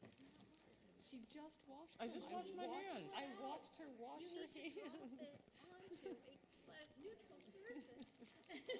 Christine's like rolling her eyes. I just Whatever. watched her wash her I hands. just washed my hands. I should be more worried that she got me sick, but That's true. I'm not. Yeah. Just let me know when it's done, we'll do the last review. I don't know what Okay? I'm going to do. I think I got it. Okay. Thank you. No problem. Oh, okay, that's fine. I'll just try to hang on. All right, as soon as we have our board members back in here. I said I had emailed you. I had emailed you. Should have been no surprise. I emailed you.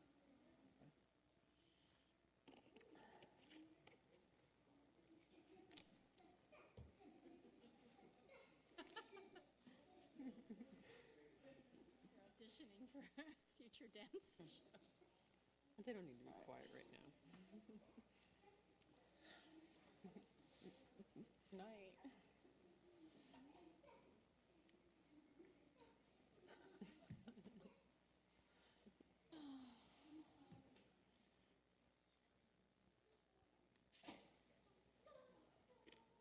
I'm not going to do any policy work to enable online meeting participation at this time. I think we'll just do it if we need to do it. There's nothing that says we can't. So do you think you'll have online things set up so that maybe by April even? Because there's something that I was like, I think my trip will get canceled. We could do it today on Skype with you, because you would be in this room. We could put a camera for you to hear everything. Okay. We could put you there, and it would be fine. And if we had two board members like you and Carolyn, we'd be fine. We have Teams? We do. Okay, because I use Teams all the time. Okay, I am not I super have never familiar with it, used but Teams, we could make I'm it sure work. I could figure it out. Yeah, we have it. I This was is very kind of making me resistant think of because I was like, so used to Skype. did, Really helpful. any of you guys ever watch The Big Bang Theory? Yes. Where Sheldon goes around as a robot with his iPad. No. You haven't seen those parts of it? He doesn't want to go out in public because he's like, a germaphobe or whatever. So he just puts an iPad on a robot. Oh, and yes, like, yes. goes to the Cheesecake Factory with them and hangs out. Yes, yes. He's still in the apartment and the robot is over there in the Cheesecake I'm Factory. a reluctant watcher of that show. My husband thinks it's hysterical. I absolutely hated it forever, and then my son was watching it, and then finally I was like, oh, all right, it's kind of funny. I don't identify with it. My husband's like, oh my God, this is so funny. And all It's of his just a little friends, too like, from hyperbolic. Grad school are like, ha ha. I'm like, I don't think this is funny. It first came out when I was in grad school, and I really liked it then. And then I kind of like fell off of watching it or whatever. But. All right, I'm about to bang my gavel. Are you guys ready? Yep. Oh, you know what? as you sit down, I'm going to get my projector ready. Adults, but I'm like, in China? Really? I mean, I don't even know. I don't know. No, I know.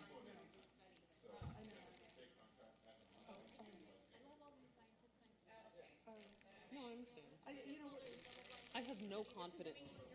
I have no confidence whatsoever in the federal level. Like I've seen the press No, I know. conferences Yes, I watched one with too. Trump and whatever, Yeah, and I'm like, yeah. he's directly contradicting what His experts advisors are are saying, standing there, and then 5 seconds later. then he muzzles them. Oh, that'd be awesome. Thank you. Right. And I, Local, I know that they're doing their best. but they're behind us.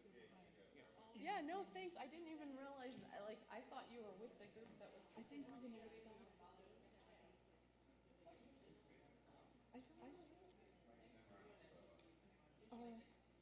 I'm not in any way an expert, but I have been fascinated with infectious diseases for the last 20 years. I have a bookshelf, and I read all these books, and I just feel like we're kidding ourselves that this is 19, and that the smartest thing to do would be to just, and yes, it is going to be 8 weeks or 12 weeks, and then there's going to be another wave in the fall, but.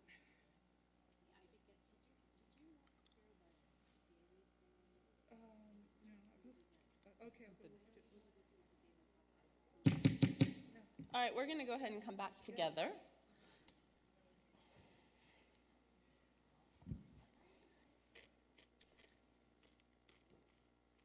We're going to work on the policy work that we have. We'll interrupt that with public comments, and then we'll go back to it, and then we'll move rooms so they can get this room ready if folks come to talk to us about with the community forum tonight. So, all right. It was a hard decision for us to make, but we hadn't changed our plan on school activities. We're going to look at all those in depth tomorrow because there hadn't been guidance. So I literally wrote you an email that was a full paragraph of circular logic, and then I just deleted it because it was just pointless. It was a whole Who did email that? I wrote it You to did? Christine that was going to be like, here's my thoughts on this, and it was a whole thing of circular logic that summed up would be, I have no idea to use your best judgment, so I just didn't send the email. yeah, I think with the decision making, just to be clear, why we're continuing with the forum is that we weren't together as a board to make a decision. Plus So we can sit 6 feet apart, shout at each other. that is true. But in not being together as a board, we would have had to make a decision. And to make a board-based decision, I thought the best thing to do was to use whatever guidance we were using for all of the district decisions. And for the district events at our schools and so forth, we were still holding them.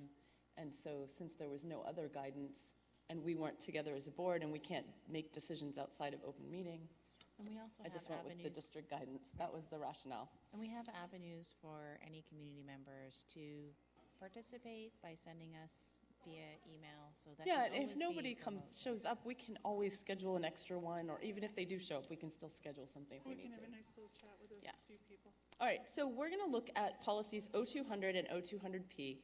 These are our policies. And I think, unless Jen pulled it out, I think if you scroll to the bottom, yeah, awesome, thanks, Jen. It tells you kind of why we are doing these updates. So the reason we, as the governance committee, looked at O200 and O200P was to make sure we're consistent with all the updated stuff we did on reporting and monitoring, and to make sure that we were also consistent with all the work we're doing with Tom Alsbury about like how we're working, and we were updating 1240P, which we'll look at next, make sure we're consistent with the committee work. And also to make sure that our policy work is being prioritized with respect to our mission, vision, values, strategic plan, and our commitment to equity and accountability. So that's why we did this work. There's not a lot changed in O200 here. We added some details about what has to be provided when we have a new policy or an updated policy, and what the requirements are for policy maintenance and prioritizing the committee work.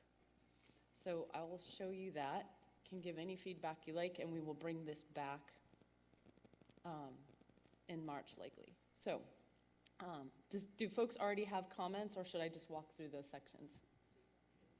Okay, so this section here is just talking about when the policies are coming, we need to create a summary of what was made. It's basically what I just showed you. that if you're going to do this, you create a summary. We also did a critical criteria review, and we are working, now that we have this new tool on critical criteria review, to figure out how to summarize those so that the board members can see what we found. These policies, 0200, 0200P, and 1240P, there wasn't a lot of change that had to be made after the review was done, because the whole point of doing the work was to actually make these policies more consistent with mission, vision, values, and commitment to equity. So they include incorporating our critical criteria as something that has to show up at this time, that has to be done, etc. So we don't have for this policy any significant changes because of critical criteria. Can I ask a question on the paragraph, 2 paragraphs above it? Right under policy adoption, it says, unless it is deemed by the board that immediate action would be in the best interest of the district, vote for adoption, et cetera, et cetera. When would that ever happen? That there would be a policy come for review that we would immediately change and enact that same day? Maybe there would be something about health-related, something like all students should have this vaccination to the flu, and we're not going to spend 2 months to decide they should. If that's suddenly like a health directive, we would change the policy and do it. But would we change the policy, or would we have a resolution about that? For something like, if we were to, for example, if we were to require a new vaccination or a conditional vaccination that wasn't spelled out in our existing guidelines, we might actually change the policy. We could also, and we have more often, just suspended a policy so that we could actually get the changes through in a way that the community can participate in. There was another time that it was done when something had to be gotten ready for a new school year, and it wasn't something that reasonably could have been known beforehand, but I can't remember what it was. John's not here, so I don't know.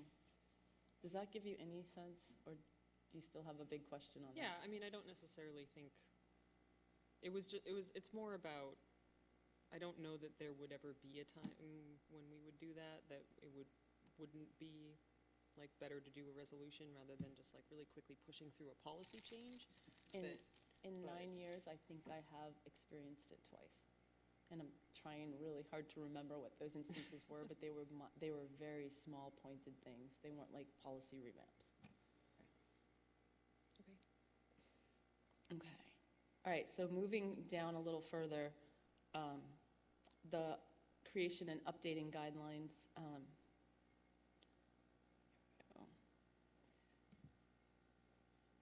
This is just talking that as we have our committees are working on policies, and one of the expectations is that each committee will have a prioritized list of policies that it's going to work on, and this is meant to summarize the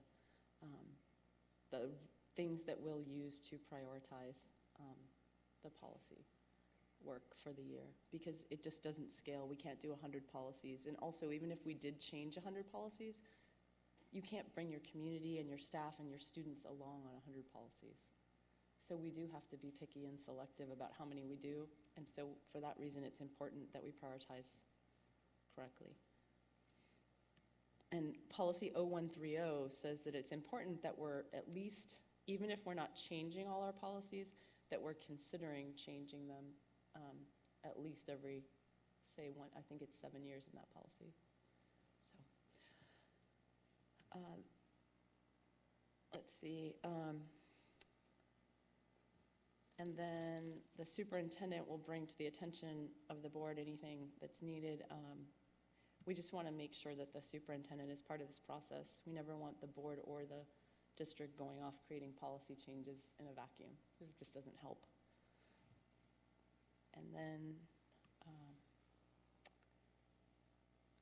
And then if there's any reason that we bring something back to the board where we wanted to have some clarity around disagreement. Sometimes the committee doesn't come in full agreement, but that means that if staff has a significant concern and the board decides to proceed anyway, the staff concern should be surfaced to the full board. And then Oh, yeah. Where's that? I just lost track of where you.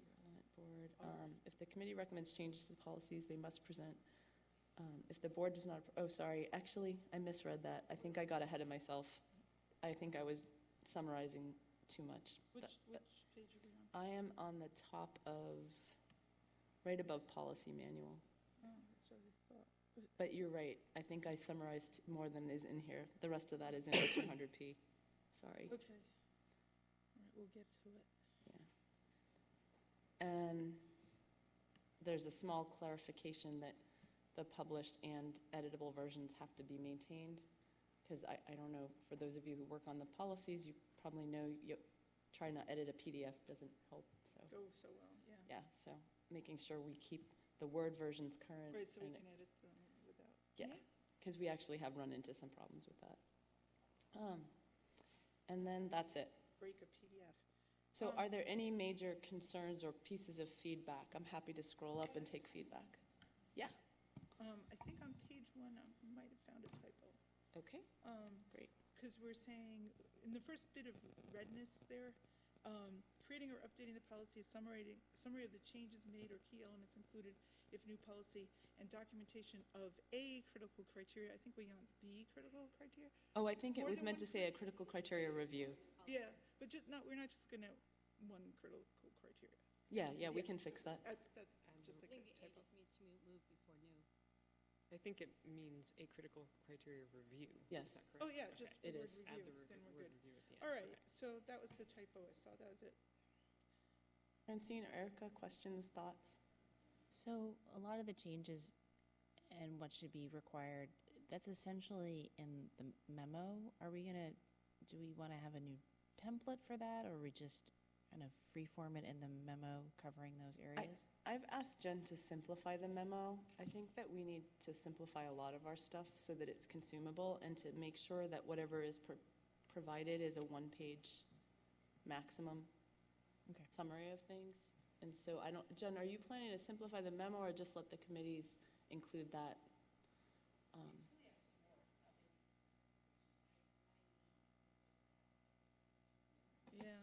Yeah, Jen was actually pointing out that she's actually had to go back and look why something was changed, and she's been able to go back all the way to a 6-year ago change and find the documentation of we did have a board member who was pretty good about documenting change. So it was able to give our superintendent, who wasn't here at the time, insight as to why the board had changed something and Did what we was have going memos on. back in the day? No, we think didn't have did. memos, but I think a couple of us tended to put some of that, At the top? yeah, into the materials. Yeah. And, Would we like a formal form, Francine? Would that be helpful? Well, or it could just have it on the memo, or the memo itself could have a sheet. Like if we've decided, I feel like these are the things that we include anyway, but now we're codifying them, so you want to make sure you don't miss. I'm looking at one the of them. current memo just as an example, and it just seems like we could shrink the logo and tighten the margins, and we could get introduction, background, consultation, and recommendations on one page. That would make anything better for anyone. And then along with that, so the first part of that, and I think it's right where you are, could be in the memo, and then it says documentation of the critical criteria. So is that just saying it was done, or is it using one of those new forms that we're trialing and attaching that as part of the memo, or as an additional document, or just highlighting the main parts that came up? So Like, the what idea do was we- that highlighting would be sufficient, and that if the board does need to access the full thing, they would have access to it, but that we would just bring out the summary. What we really want to do is start flagging, what are the common issues that are coming up from these, so that we're noticing them, and what are the common corrections and changes we're making. In this case, none were made, so here's an example. I think probably that we want to do a little bit more than what we're doing here. I'm going to do an aside because, I think we have time before the public comments. The aside is a critical criteria update. So C's committee needs to meet again. When we had our workshop in February, we didn't get to the critical criteria workshop exercise. So we, as a board, still need to go through that. And I think when we go through that, some of these things will get spelled out and we can update the policy if we need to. I think that one of the takeaways that we're having after people are going through that review process, both staff and board members for different things, is that it's too much. It's really cumbersome. Yeah. It's repetitious. Yeah, it's the So we need to streamline it a bit. Yep. So C's committee can do that and then bring it to the board for a workshop, and then we can iterate on that.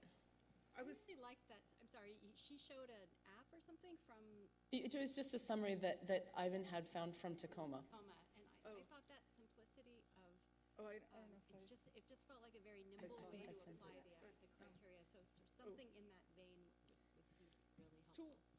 when I went through this exercise, the first time I did it on the language line policy, and I think that was before we'd added some stuff, and it was a good exercise, but it was pretty straightforward, and I felt like, I can tell, families that don't speak English at home, and who's this going to be affected and everything. So it's a good kind of intellectual exercise, but I think the value comes in sharing it with others, not just filling it out and filing it somewhere. So I thought, because I had done one for the other policy we're going to talk about tonight, I'm very uneasy about the results of that critical criteria review I did, and I feel like I need input from other people. Well, in that case, we'll stop and we'll look at it together. But we don't have it here right now. Well, we can bring it up. Yeah. But the part where I got uneasy was I didn't know at this point what am I reviewing? Because the part that gets you is the part where you're trying to hold yourself accountable. And am I holding myself accountable for just coming back and reviewing this policy next year, or am I holding the things that this policy is trying to make happen accountable? Like, am I going to, asking for reports that stuff happens? And I got kind of bogged down in that, and then I found myself just typing everything in red to say, these answers I'm not sure about, they're in red. So in these policies, when I got to that point, Yeah. the thing that I stopped and did is I thought about how will I know if this policy is having the impact, and I thought about what reports. Did I need additional reports, or could I do it from the reports that are there, and I identified the reports that were there? And you'll see those listed in there in red. Yeah. But then I wondered if I was going off on a tangent or making work for someone else, which is, actually my mother used to say that, you're making work for someone else, and she meant her. So I'm not trying to make work for someone else, too much. So let's bring all of these things to our workshop. C's committee will meet, and we will come up with some streamlining of the questions and the process that will allow us to answer Francine's question about what will be included here. Because in the past, what we had been including is whatever we turned in. And now we have this form, and so we could, until we get this figured out, we could have Jen do an export of that one set of results from the form. It's doable. You can just pick that singular result and print it, or generate a PDF of it. Or we can try to find a way to summarize. Just as Carolyn said, I don't want to make work. So it's not included for today. All right, so I was going to set up O200P, but I think we'll just go to public comments first, and then we'll do that. Jen, do we have any public comments? Okay, then let me be more explicit here. Are there any other comments on O200? Okay. So let's go to O200P. And Seema and I have been having a deep discussion on the governance committee about our policies as we've moved a little bit towards balanced governance and to really trying to get specific about things, getting a little too long. I think this came up particularly from Francine when we were working on O150. So what I'm going to present to you is this is a procedure, and it is okay for a procedure to be long, but it's not terribly consumable. So what we decided is that we would present this to you tonight to get your feedback, and between first and second reading, we will reorganize O200P so that it is succinct and then has attached exhibits. So it'll have exhibits that have particular processes or details. I'm very glad you're saying that. I wrote in my notebook, does this policy account for the fact that we are human beings? No, no, it does not. Yeah, so we're going to rewrite we're going to reorganize it because it's so detailed, but these details have been asked for, some by board members, but many by staff because of the way things are functioning, and there is a need for this work. We just need to make it consumable, and it's not. Did you talk about, sorry, did I miss, did you talk about appendix or kind of having a double click or the ability to Yeah. have things kind of at a high level and then you could double down and like if you wanted to know what does that mean? We'll have a series of exhibits. Yeah. We're going to have a series of exhibits like we have for a couple policies where, exhibit A might be, here's the protocol for running this meeting. Exhibit B might be, here are the roles for these committees. So break it up a And then little you bit. can just find those things as needed, but the high-level procedural guidance will just give you the high-level procedural guidance. That's the plan. So that what we want from you guys tonight is less about tell me how you'd rewrite the policy to organize it, but tell me the substance pieces that are missing. What we're trying to do here is the board committees, there's a lot of work, especially for staff, and there needs to be clarity of roles and expectations about what people are going to deliver or do, but it still needs to be flexible and fluid. So we wanted to give some roles and some ideas about the things that had to be done to prep. And also, when we do commit to doing a set of policies, we don't have a shared set of how we provide clarity about what we're changing and how we're accountable to our community for gathering feedback. And there's just a bunch of things. So we want to make sure that each of those elements is tracked in some way. It's identified and tracked. So I'm just going to scroll through this and take feedback one of the 200 pages or at a time.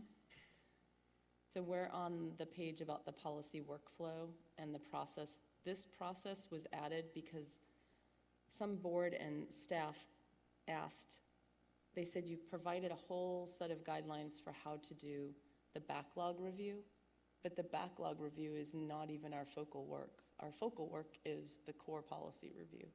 So could you please provide a guide for how that should go?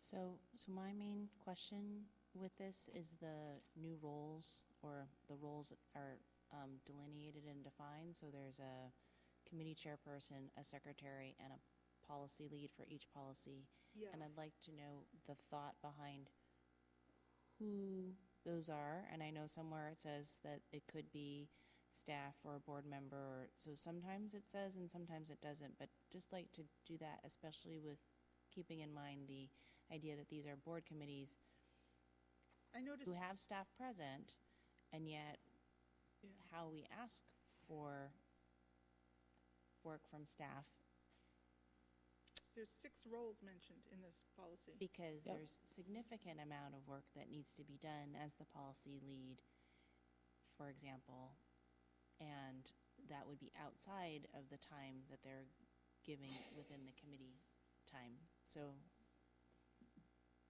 Yep. So that work, I think there are a few of us who have traditionally taken policy lead roles. And I think we just need to get explicit about who's doing it. And if people don't have the bandwidth, when you're getting explicit, that's their chance to say, I can't do that. So then the thing becomes for the committee to say, well, then we're going to have to prioritize a set of policies that we have the bandwidth to do. And if we only have the bandwidth to do 4 or 5 policies, then that's it, and we need a lead for each one.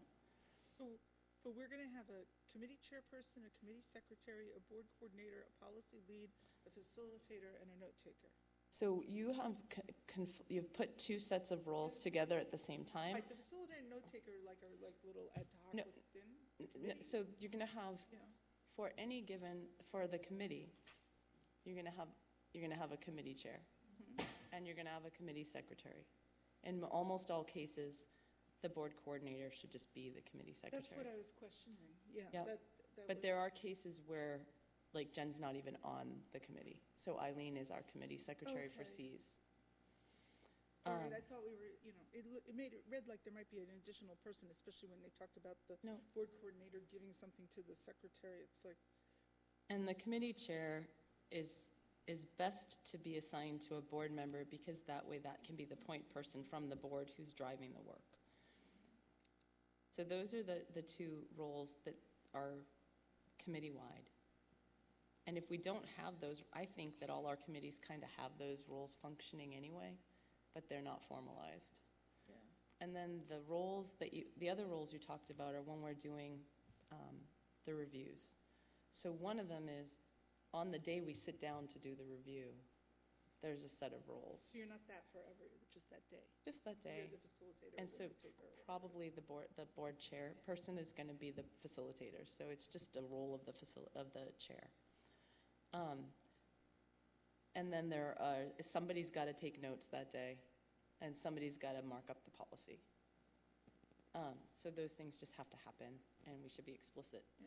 Because I've come out of meetings where we've done a ton of work, and then I've said, we don't know hey, who's doing does what." anyone have the notes on that? Yeah. No one has the notes on that. So, and then the third set of roles is these policies, like Francine said, offline, out of committee, to get ready for committee, need work. So we need a policy lead on each policy. For this policy, I was the policy lead. For many policies, I've seen John Harrison be the policy lead, or Patty. Yeah, there you go. His ears must be red. So like, we just have to decide who owns it and is going to drive it.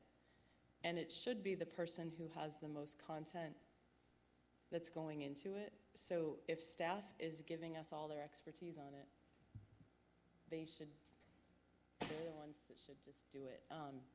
If we're doing it, then, if it's governance related, certainly it's more likely to go to us. And if it's a place where the board and the staff converge, we just have to agree that one person's going to play point, even if the other person's working with them the whole time.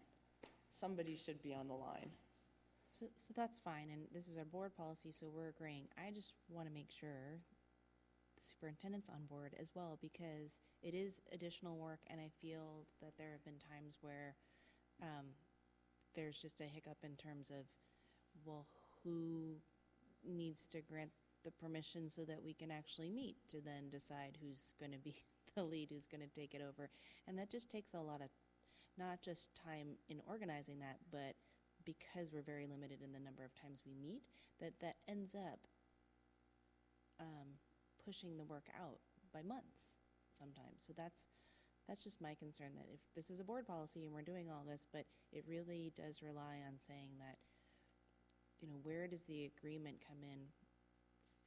If the board makes this policy, makes this procedure, makes its own committee plan, and approves its committee plans,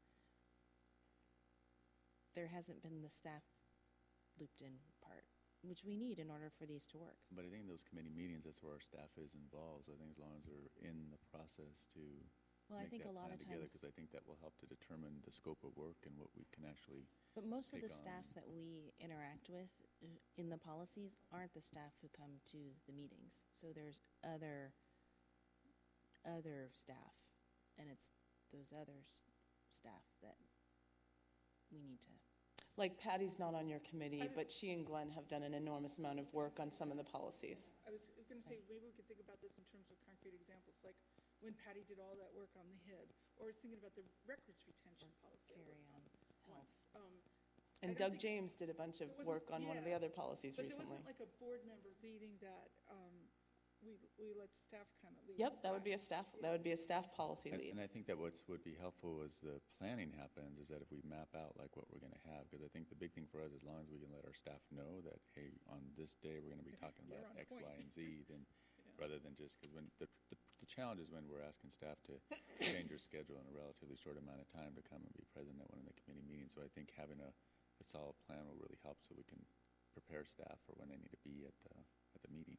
Yeah, I think the magic is the forcing function of identifying the policy leads, because That's that fine. actually helps I us just want to make scale. sure we're really clear that that is how it's going to work, and that when that person's identified, that they can take the lead on it and pull together the information. If they need to meet with one of the committee members outside to make sure that we're all on the same page, that's fine. That's been the, I feel like the hiccup in terms of, well, we're not sure you can meet with that person. So you're on board with that, then great. Yeah, I think I'm on board with it, but I think in some of the situations it's been a matter, has it been conversations around governance, or has it been a matter around operations? When we get to the operations, it's when we are more limited in terms of, access with staff and everything like that. So I think if it's at that governance level, then that definitely, I think as long as it's mapped out.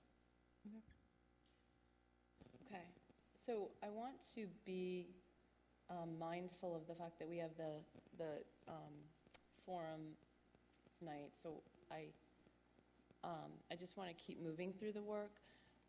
Do folks have additional comments on this policy? Would you like me to go page through page and just wait as we get to it, or do you have them written down and I can scroll to wherever your comment is from? Francine, I've got notes on the commitment, and Eileen has been part of this, and Jen has been part of this, but we will make sure that we have full commitment on the staff on this. My only comment on it was, this is really long, so you've already addressed that. But. FEMA has already pushed incredibly hard. We worked really hard, and I think it was an important conversation that we had. I would like potentially as one of the appendices or something to have or consider having, maybe it doesn't belong here, but it's something that we're referring to, is that levels of community engagement piece. That little so table. We kept talking about that, and Eileen brought it up too, like how specific should we be? So I was being really so hold that thought while we go to 1240P as well, because both of them make mention of it, but neither one of them has the chart to the level that Carolyn had drafted with John. And we're trying to, I wanted to not get overly prescriptive about the right way to do community engagement, or like make it, well, if this, then that. Like, people need to use good judgment and get the right feedback, not check the feedback box. But maybe it sounds like people really do want more guidance about what that right feedback looks like. Well, I just think it needs to be somewhere. Either it's in every committee pack or something, that so we all are talking about the same thing and know what we're referring to. And just, it's only because this currently is really, really prescriptive as it is. And then that one thing is just vague. Then also, future board members sometime in the future, they might not even know all the possibilities of the kinds of things you can do for community engagement. So we have the old policy piece that was drafted by John and Carolyn, is that right? So we'll get that. We'll see if we can use that as a starting place, and we can add that. I think, was it Jen or Eileen? Both of you brought that up. This is going to be more manual than a policy by the time we're done. It is, but that's all right. Some of these things, if the policy part of it is succinct, then it becomes a tool for the committee chair or the secretary to use, and it doesn't need to be. And I get that it is board procedure, but I would consider that there could be the policy, which is fine, and then there could be the procedure, but then there could be kind of your operating manual that each committee has, and I'd love to see it, like, in our OneNote, and then you'd have that up front, and you have your appendices, and then that could be where the community thing lives. But I feel like it would be nice to have one place to go for each committee where all that work is, and reference materials are available as we're going paper. That's a great idea. I don't know if we'll get that totally pulled off, but that's great feedback. It's like a PTA binder. All right. Yeah, exactly. And is there any more feedback on the substance of this policy? So, Carolyn, do you want to walk us through? I just have one thing on, I believe it's on page 6, where we have the big block of red type. Most of these items, except for the WASDA updates, should be considered when establishing each committee's policy priorities for the year. Okay, that's all fine. But then we talk about critical out-of-cycle issues should be managed by the relevant committees using the process described here. Okay, and then the sentence that I want to discuss is, this work should be managed as a separate workflow from other policy work, such as described in the committee plans and policy priorities. And I looked at that and I said, will we have to meet like an extra cycle of meetings? I mean, we won't be able to achieve our goals if something comes up. I think the tricky thing is, if something's out of cycle, I guess, now that you said that, I'm wondering if this is the right way to approach it. The WASDA stuff, the best practices stuff, is supposed to be bounded. So we need to keep that separate and make sure it doesn't interrupt the priorities, because it is the bottom priority. And out-of-cycle stuff that comes up, I guess that should just be prioritized. Maybe that piece does need to interrupt So the I was just cycle. thinking, do we go from 1 meeting a month to 2 meetings a month? No, or maybe 3 you meetings a actually month? change your plan. Yeah, okay. Do you have feedback on what Well, you would like? I guess that's going to be case dependent if that's going to be okay, because if the plan was done in a way that some of the things on the plan really need to happen, then I guess we can't account for every possible contingency in here, but I did read that and I just went, ooh. Well, the way that the policies have been coming to board meetings is, like they tend to go in waves, right? There was a whole bunch of finance and operations policies that came in the fall, and that kind of tapered off, and now there's others. So, they might. It might be a lot of work on the committees at the time, but you do that to the exclusion of any like community engagement plans or anything like that, So, and then they can come to the board to the exclusion of other policies, or delay of other policies, not exclusion. I guess we're working faster than we did in the old days, but it still seems awfully slow, I think your point is a good one. I think this red text is confusing, and I think when we rewrite it for second reading, we can attack that. Any other pieces that you noticed that jumped out? That was the only thing that really jumped at me. That and all the different people The roles and that stuff. I wasn't aware of, yeah. Yeah. And that it seemed awfully long. Well, we're all kind of playing those roles now. We're just not explicit about it. And I think, as Francine pointed out, the lack of being explicit about the policy leads is leading us to real challenges between managing the workflow and the schedule for things. All right, so that's O200P. 1240P is a little long, but we are not proposing right now that we do a huge rewrite on this because Tom helped us with it and gave us a lot of guidance on it. So I don't, and did make it, yeah. Yeah, that is one of the things about balanced governance that we might want to spend a little time talking about. There's a very defining nature about that approach that keeps roles and processes clear, but sometimes it makes it muddier because it's too much. I think it errs on the side of over-communication, but I think the challenge is just you end up document heavy. I mean, it's like a useful tool after the fact to say, we didn't do this right, but I don't always know that it helps To guide us. going forward because you have a very long, cumbersome set of policies. Especially when you bring like a new board member on, they can't master this level of policy detail immediately. All right, so 1240P, I'm just going to scroll to the bottom to show the summary of what we did here, why we did it, maybe. There we go. Yeah, it is longer. So there were a couple of reasons that this got updated.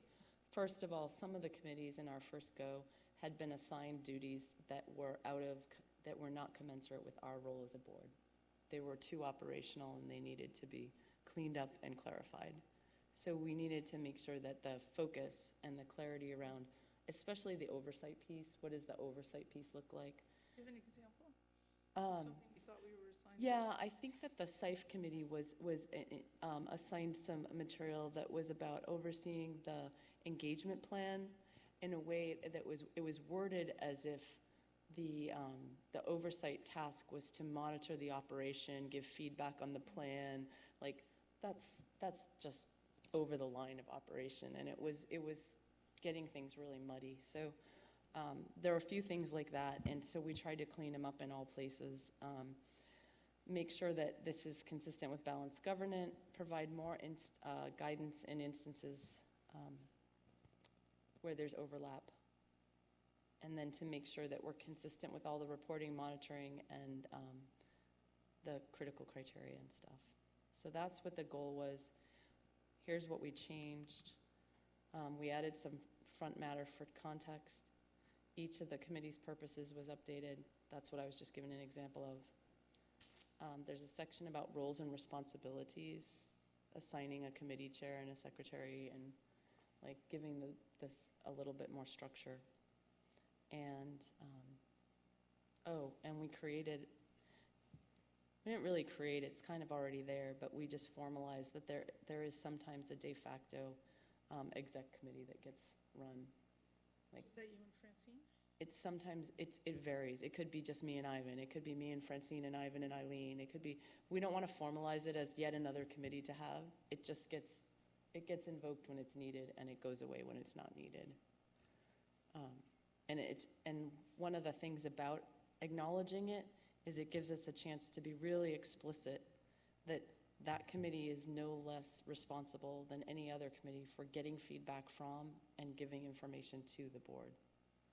So, like, that's critical. We appreciate that. Yeah, so that's part of why we spelled that one out, because I don't think you can, like, I don't know. There are places where we all tried to do our best on that, but sometimes we forget. All right, so here we go. I'm not going to go page by page by page. I'm going to go person's comments by person's comments. You've been good. In some.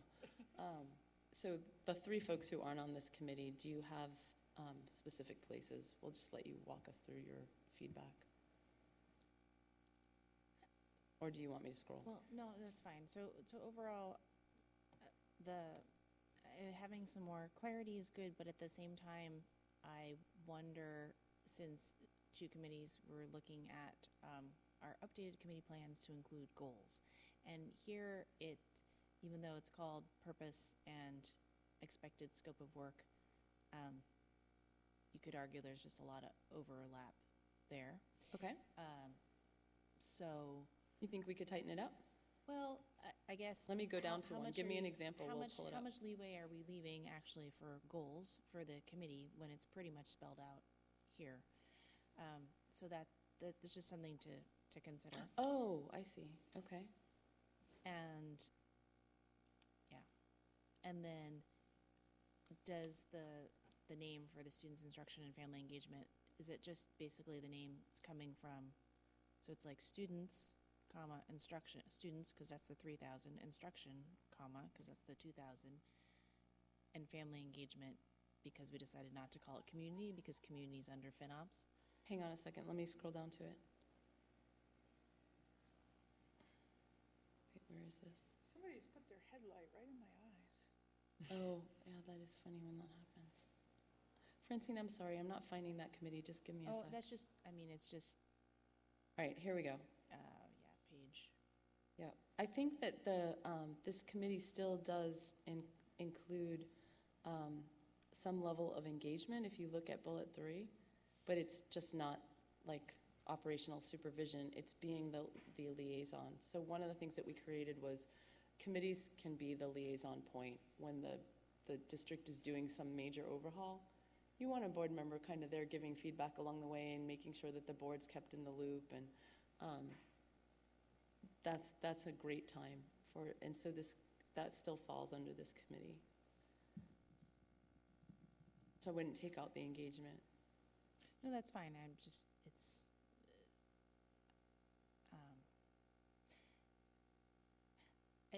think that compared to the naming or scope of the other committees, right, there's like financial and operations, and it has something that's outside of just the policy series, and the same for government oversight and legislation. There's something outside of that. And here, I think I don't know if it's the confusion or not, is that the name derives from the policy series. So is it anything beyond students? And is it something beyond instruction, which is where the curriculum piece had come on, but we're not really doing that as much. It's really named based on the policy series and not so much on, is that the scope of the work? So like, what else are you doing about students? That's really interesting. I wonder if... What else are you doing about instruction? Like, one of the things that this group could be doing is this could be the group that is in charge of being on the disciplinary appeals committee. This is the group that takes care of students. Like direct interaction, direct take care of, because one of the things that I've been looking at is I am concerned about our reporting policies about various things that hurt students, like whether it's harassment, intimidation, bullying, sexual harassment, racial harassment. There's just a litany of different things, and they invoke like 4 different policies of response. And sometimes they're all tied together, and yet we're having to choose either doing all of them separately or doing one. So that would be like something for me that I would see this committee taking on, not just as a policy, but thinking more holistically about our students in that way and how the board wants to give guidance. That still does tie back to policy, though, so I don't know. But the disciplinary appeals piece could go in here. So you're saying, because governance does governance policies and legislative lobbying, or whatever you want to call it, Yeah. awareness work, and, finance does finance policies and audit and budget learning, Yeah. but you have no analogous piece. Well, we do the community forum, so it's almost like it's our, the name would be, instead of family engagement, which I get that we're also Forums working on that piece, right? So there might be more board work, or it's now fully, we're off and running on the, operational side. But I think, I came on and shortly after the committee was formed, and I had that one sheet, and we were trying to work off of it, and there was just a lot of like, well, what is going on here? And as we made the goals that we'll be looking at a little bit later, it was easier to make the goals around the community outreach part and that portion, and then saying, okay, we're reviewing policies, but we don't have goals or work that we're doing outside of the policy work that's related to students or instruction. And so I just want to get clarity on, as we're revising this, what the intention is around those words, because they're very important. They're fundamental to what we do. Could you make a proposal? Because I really like what you're saying. I think that, I wonder if it's not really about family engagement, but it's about board community engagement. And that I would put things like the disciplinary action committee under it, and I would put things like the board forums and outreach. And also, as we're thinking about whether or not we can sustain C's, one of the most important things from C's is meeting with community organizations, like affinity groups. I'm less worried about the whole getting rid of C's than I was. Mainly, I think, because we've scaled it. But even so, I wonder if some of the work we're doing to outreach to communities could be distributed. Mhm. Anyway, so Francine, what do you think? Do you have a thought? Well, I think some of that work that, I think this committee right now, it's mostly about the outreach part and then working through our policy series. If we're saying that there's an additional piece, right? Like the other committees, they have, okay, one works on the audit and budget, and one's doing more outreach to legislators. Like right now, that's the piece. And it isn't really captured in the title, and it doesn't have to be, and that might be just the idea of family engagement. I wonder if it's board outreach or board community outreach.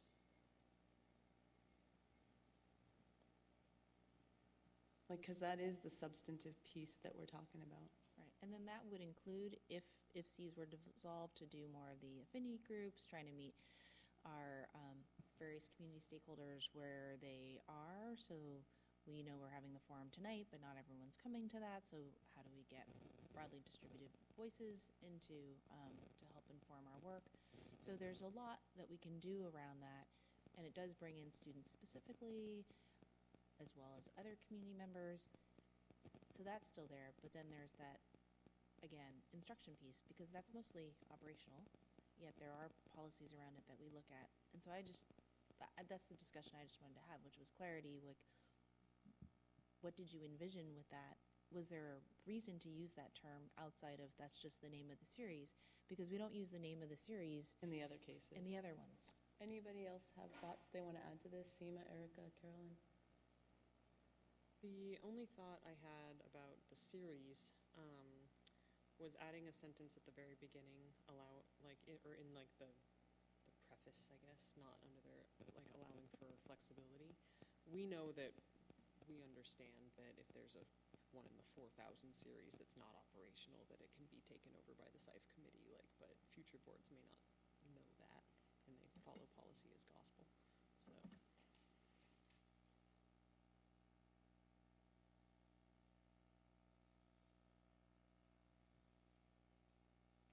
Or maybe we want to get rid of that, I don't know, it depends, but like you're saying, I think it is, yeah, I see what you're saying. Okay, all right, we can do that. 4,000 series is difficult. Because it has an operational flavor currently, but we may want it to have other things too. Okay, great feedback. Let's go to other things so that we can get this policy off the docket and move to the next things. Any other significant feedback on this that you think would be helpful? I'll scroll down to do we see the roles? Here we go.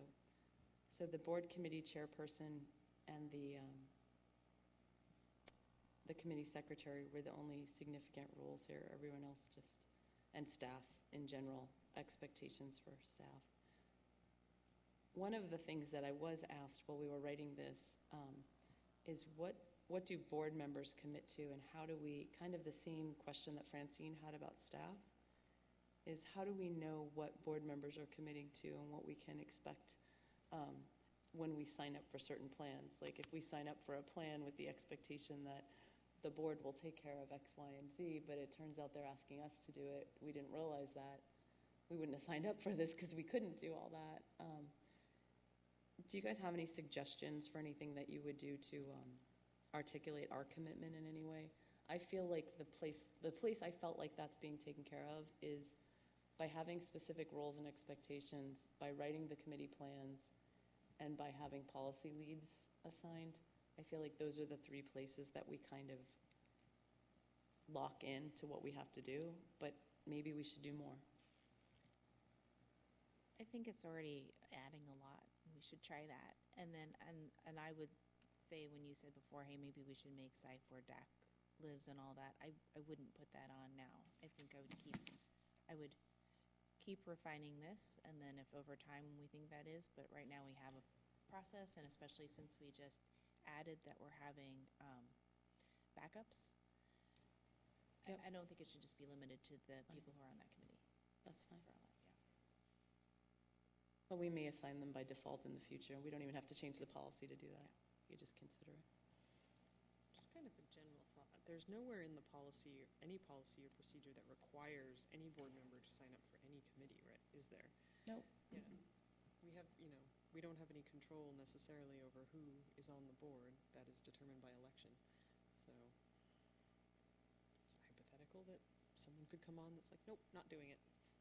Yep, we could definitely, and then we would not have that committee's work. We would have to make a decision what to do.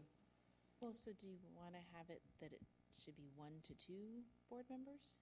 I mean, do you have to have it be 2? Ideally, 2. Right. Sure, we can do that for sure. That sounds smart. But then the plan for that year would have to be smaller. But that's okay. Okay. Any other feedback on this policy? So one of the other things that the governance committee was charged with, or the goal committee, was to do the critical criteria reviews for all of our top-level policies this year. And we had already done them for a host of the ones that we've already submitted changes to. So we've already done critical criteria reviews on 300 and 150 and several others. So we did go through, and SEMA led the effort to do the reviews for a couple others, and we could go through them tonight, but SEMA, you didn't have any major findings, right? That's where we have our updates. Sorry, there is one. Here it is. Yep. Oh, I'll get the markup, sorry.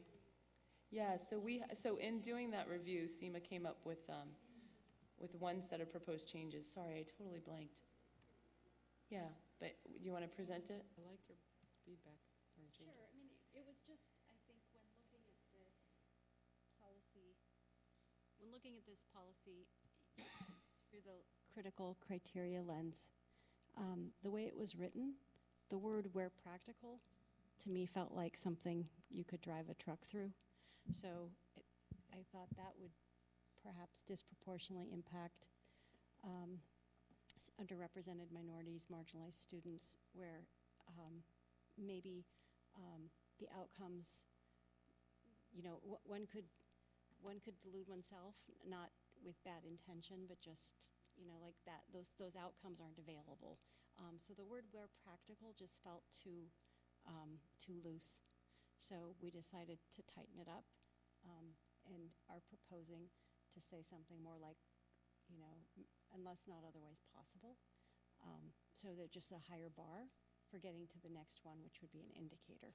So it would just really be to put in our policy a more rigorous sort of hoop to jump over, so that if in the future, you have a scenario where you are dealing with some challenging data and metrics for providing an assessment of programs, and you want to ensure that you really are holding yourself accountable across all groups, that you really would have to justify why you're going to B or C rather than going to A, which we know is the best.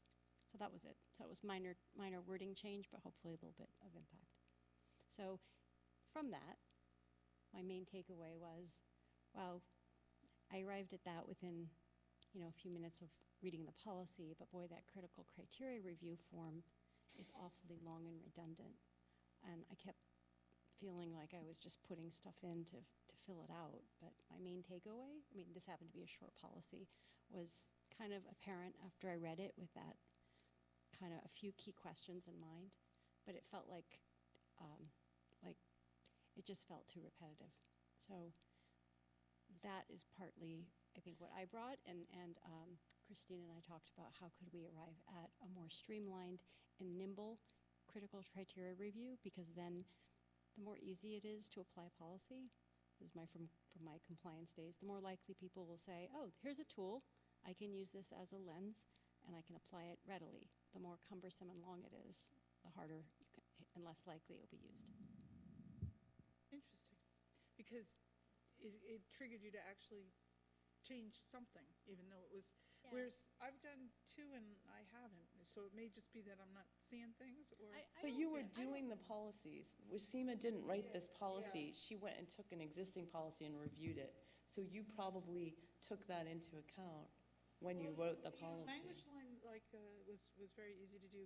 The one about school visitors, which we're going to look at next, I'm still uneasy with it, and it may just be a reality, right? And what I'm uneasy with, and I might be jumping with it, so, let me wait till we hold get 2 there. seconds. So 2 questions about this. Question 1, any comments on the proposed changes for this first reading?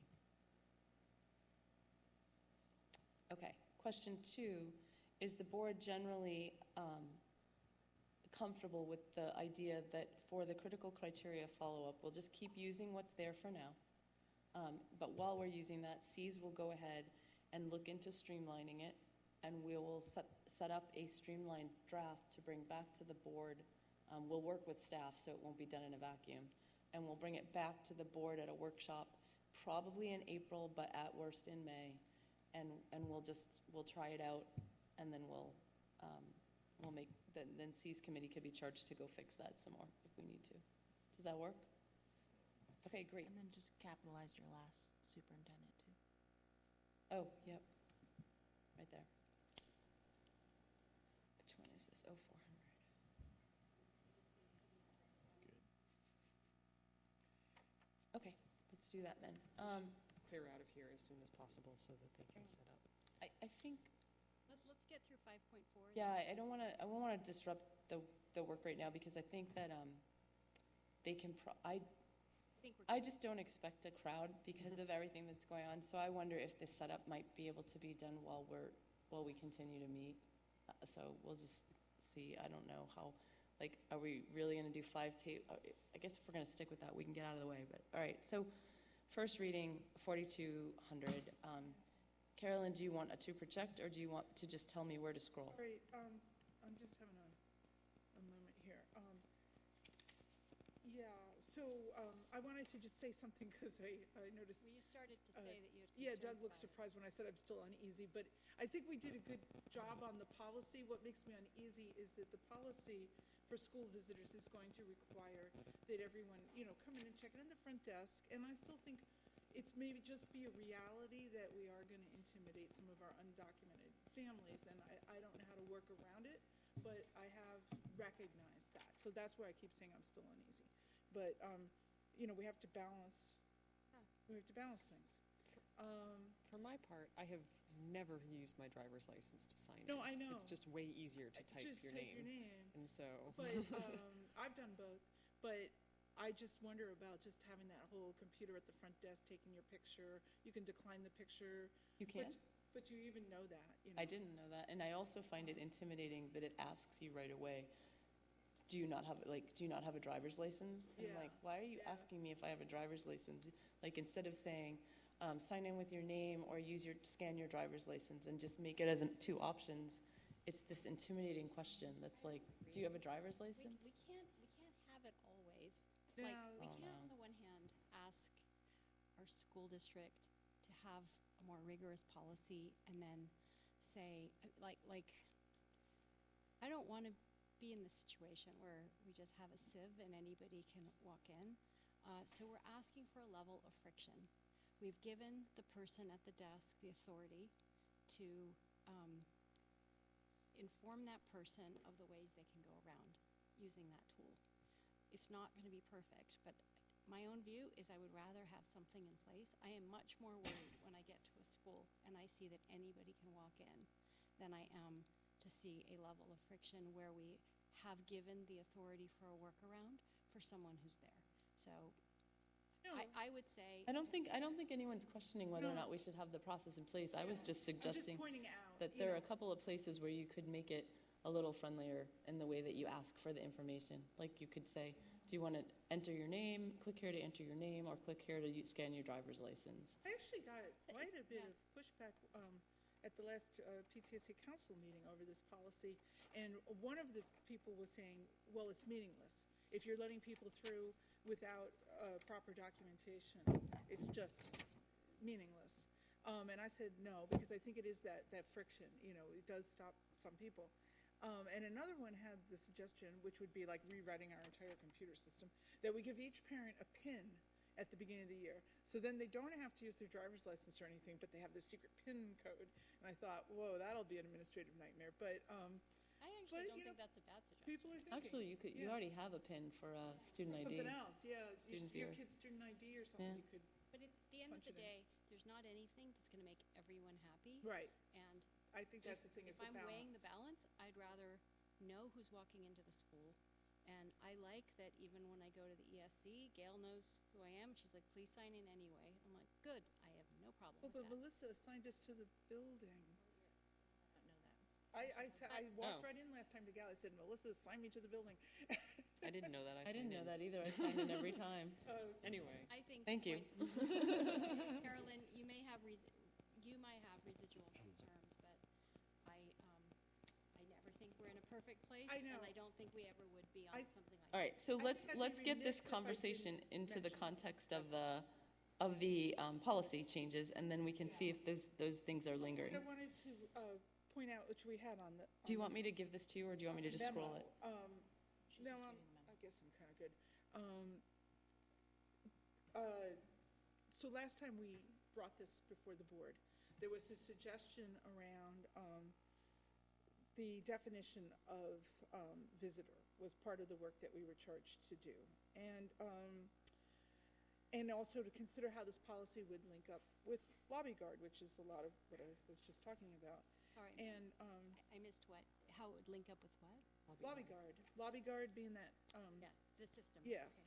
And so we consulted with Doug James in our meetings and so forth, and we worked on a new definition of visitor. And if you look in the policy, you'll see that we have a policy. Sorry, I'm going because I seem to always be on the wrong page on my own computer. A visitor is anyone who entering the school property who? Anyone entering school property who is, and the way we changed it to read, not a staff member checking into their regularly assigned building and not a student enrolled at that school. And, you know, we were kind of deliberate about that because we are thinking that if you are a staff member and you're assigned to a different building, when you go into that building, we really do want you to check in. And so we made that change in response to the discussion that we had here last time. But since then, there's been some more discussion about maybe it would be better not to try to address staff here at all, but to somehow incorporate it into a staff series policy. And then, you know, that would require kind of changing this again. But this isn't a kids, but 4,000 is not a student's, like it's not a 2,000, 3,000 series. Right. Like it is a common shared series. Yeah. Right? Is But it not? Put all the kind of staff policies together, I guess, would be 5,000. We're just letting you know that it came up, right? So we Yeah, were we're letting you know charged that came to up. look at this one specifically because of the definition of a visitor. We made some changes to that. We had a robust discussion around it over the course of 2 meetings.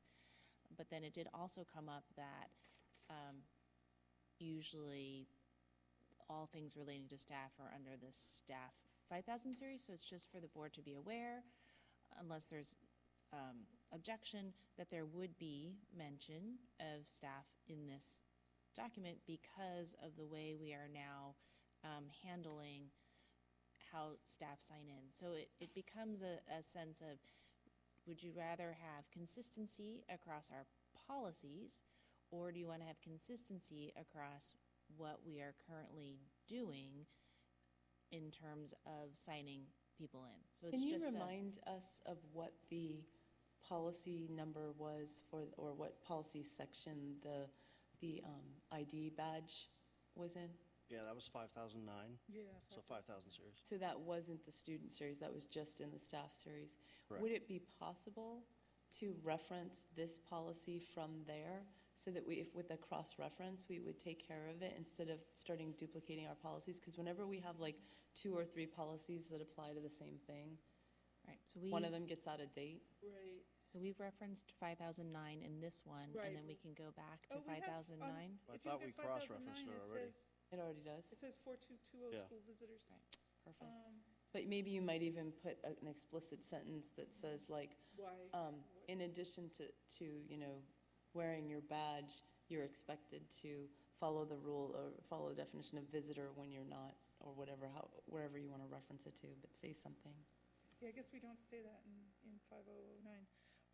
The other things about this policy to note is that it does explicitly say you have to check in on arrival, and it also adds the concept of, well, principals or designees are the deciders about, you know, who gets to be on campus or not, and it gives them some authority around the trespassing. We already had that, but we did add the thing or designee because the principal's not always available at every moment during the school day.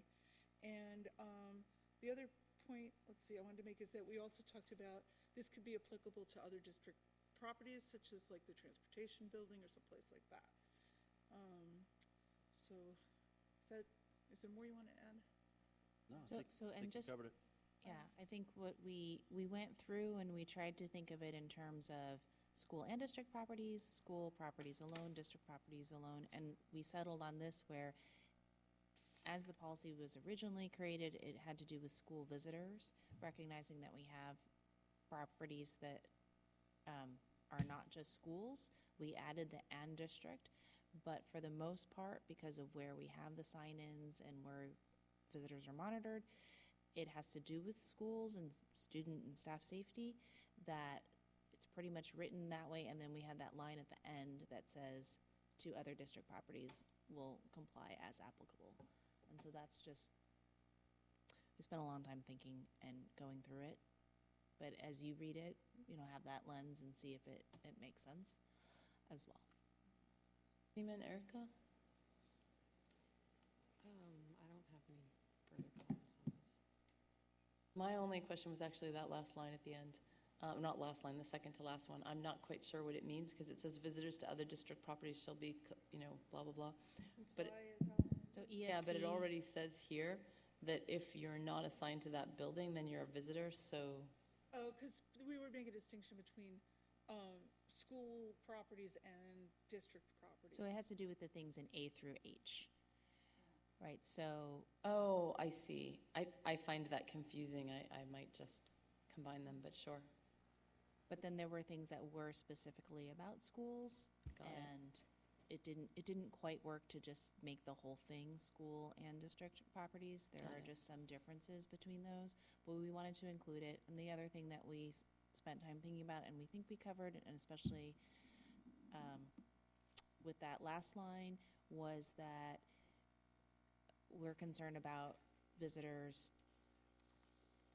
at all times. So not just when you're going during school hours and when you can sign in, but what happens when people are on property at an athletic event or after hours and things like that. So we did try to make sure that that's all covered as well. Are there any questions you have? Is there any feedback you want to give anyone? And Carolyn, did you want to raise any of the critical criteria issues at this time? I'm sorry, I missed the word, what kind of issues? The Critical criteria. Yeah, because that's what I'm looking at. And so I think actually, based on some of the other, the big procedure you did tonight, and we were talking about, like in our committees, we might start talking over some of the things that come up on the critical criteria before one person goes home to try to do it. So that might alleviate some of the problems. But I really think, yeah, we got to get it into our system where we can run this past the other people on the committee to make a stronger critical criteria check with more eyes on it than what we've been doing That's now. what SEMA did with the Yeah. ones that she did, and then from that, the changes got made. Yeah, and we just, just because of meetings and timing and stuff, we didn't. But so when I was doing it, where I really ran aground was in the built-in accountability. This is where I felt like I was making work for other people, because we're talking about how have provisions been made to provide the necessary supports? And I'm thinking, well, in this case, front office personnel would need customer service training to welcome visitors, especially undocumented and those who speak languages other than English, if we're having this check-in system. So that would be one thing. And then what would be the measurable outcomes? That we would have 100% of visitors checking in, and building principals and their designees will be able to determine the length and time of visits, and they've got like backup and policy for that. What is the timeline and process for monitoring, evaluating, and updating? I just wrote undetermined. I don't know what the timeline is. So maybe Doug knows. But then I was like, am I looking at that from the point of view of updating this policy again sometime? Or am I looking at that of the actual, like, program that this policy is asking for, which is like the visitor check-in thing? Like, what am I timelining here? So I was a little confused. And then how were implementation monitoring plans adjusted? And then I was like, well, I need more input from staff. We need to collect statistics on unauthorized access to buildings. Will we be having a board report on that? When will we be having it? We need to add a question about school access to the family survey, do we? To determine whether the marginalized families feel, like they have access. And then we would need a report to answer that. And anyway, so that's where I say I started to get uneasy, because I feel like I'm coming up with all these ideas, but they're ideas that, other people have to have a say in.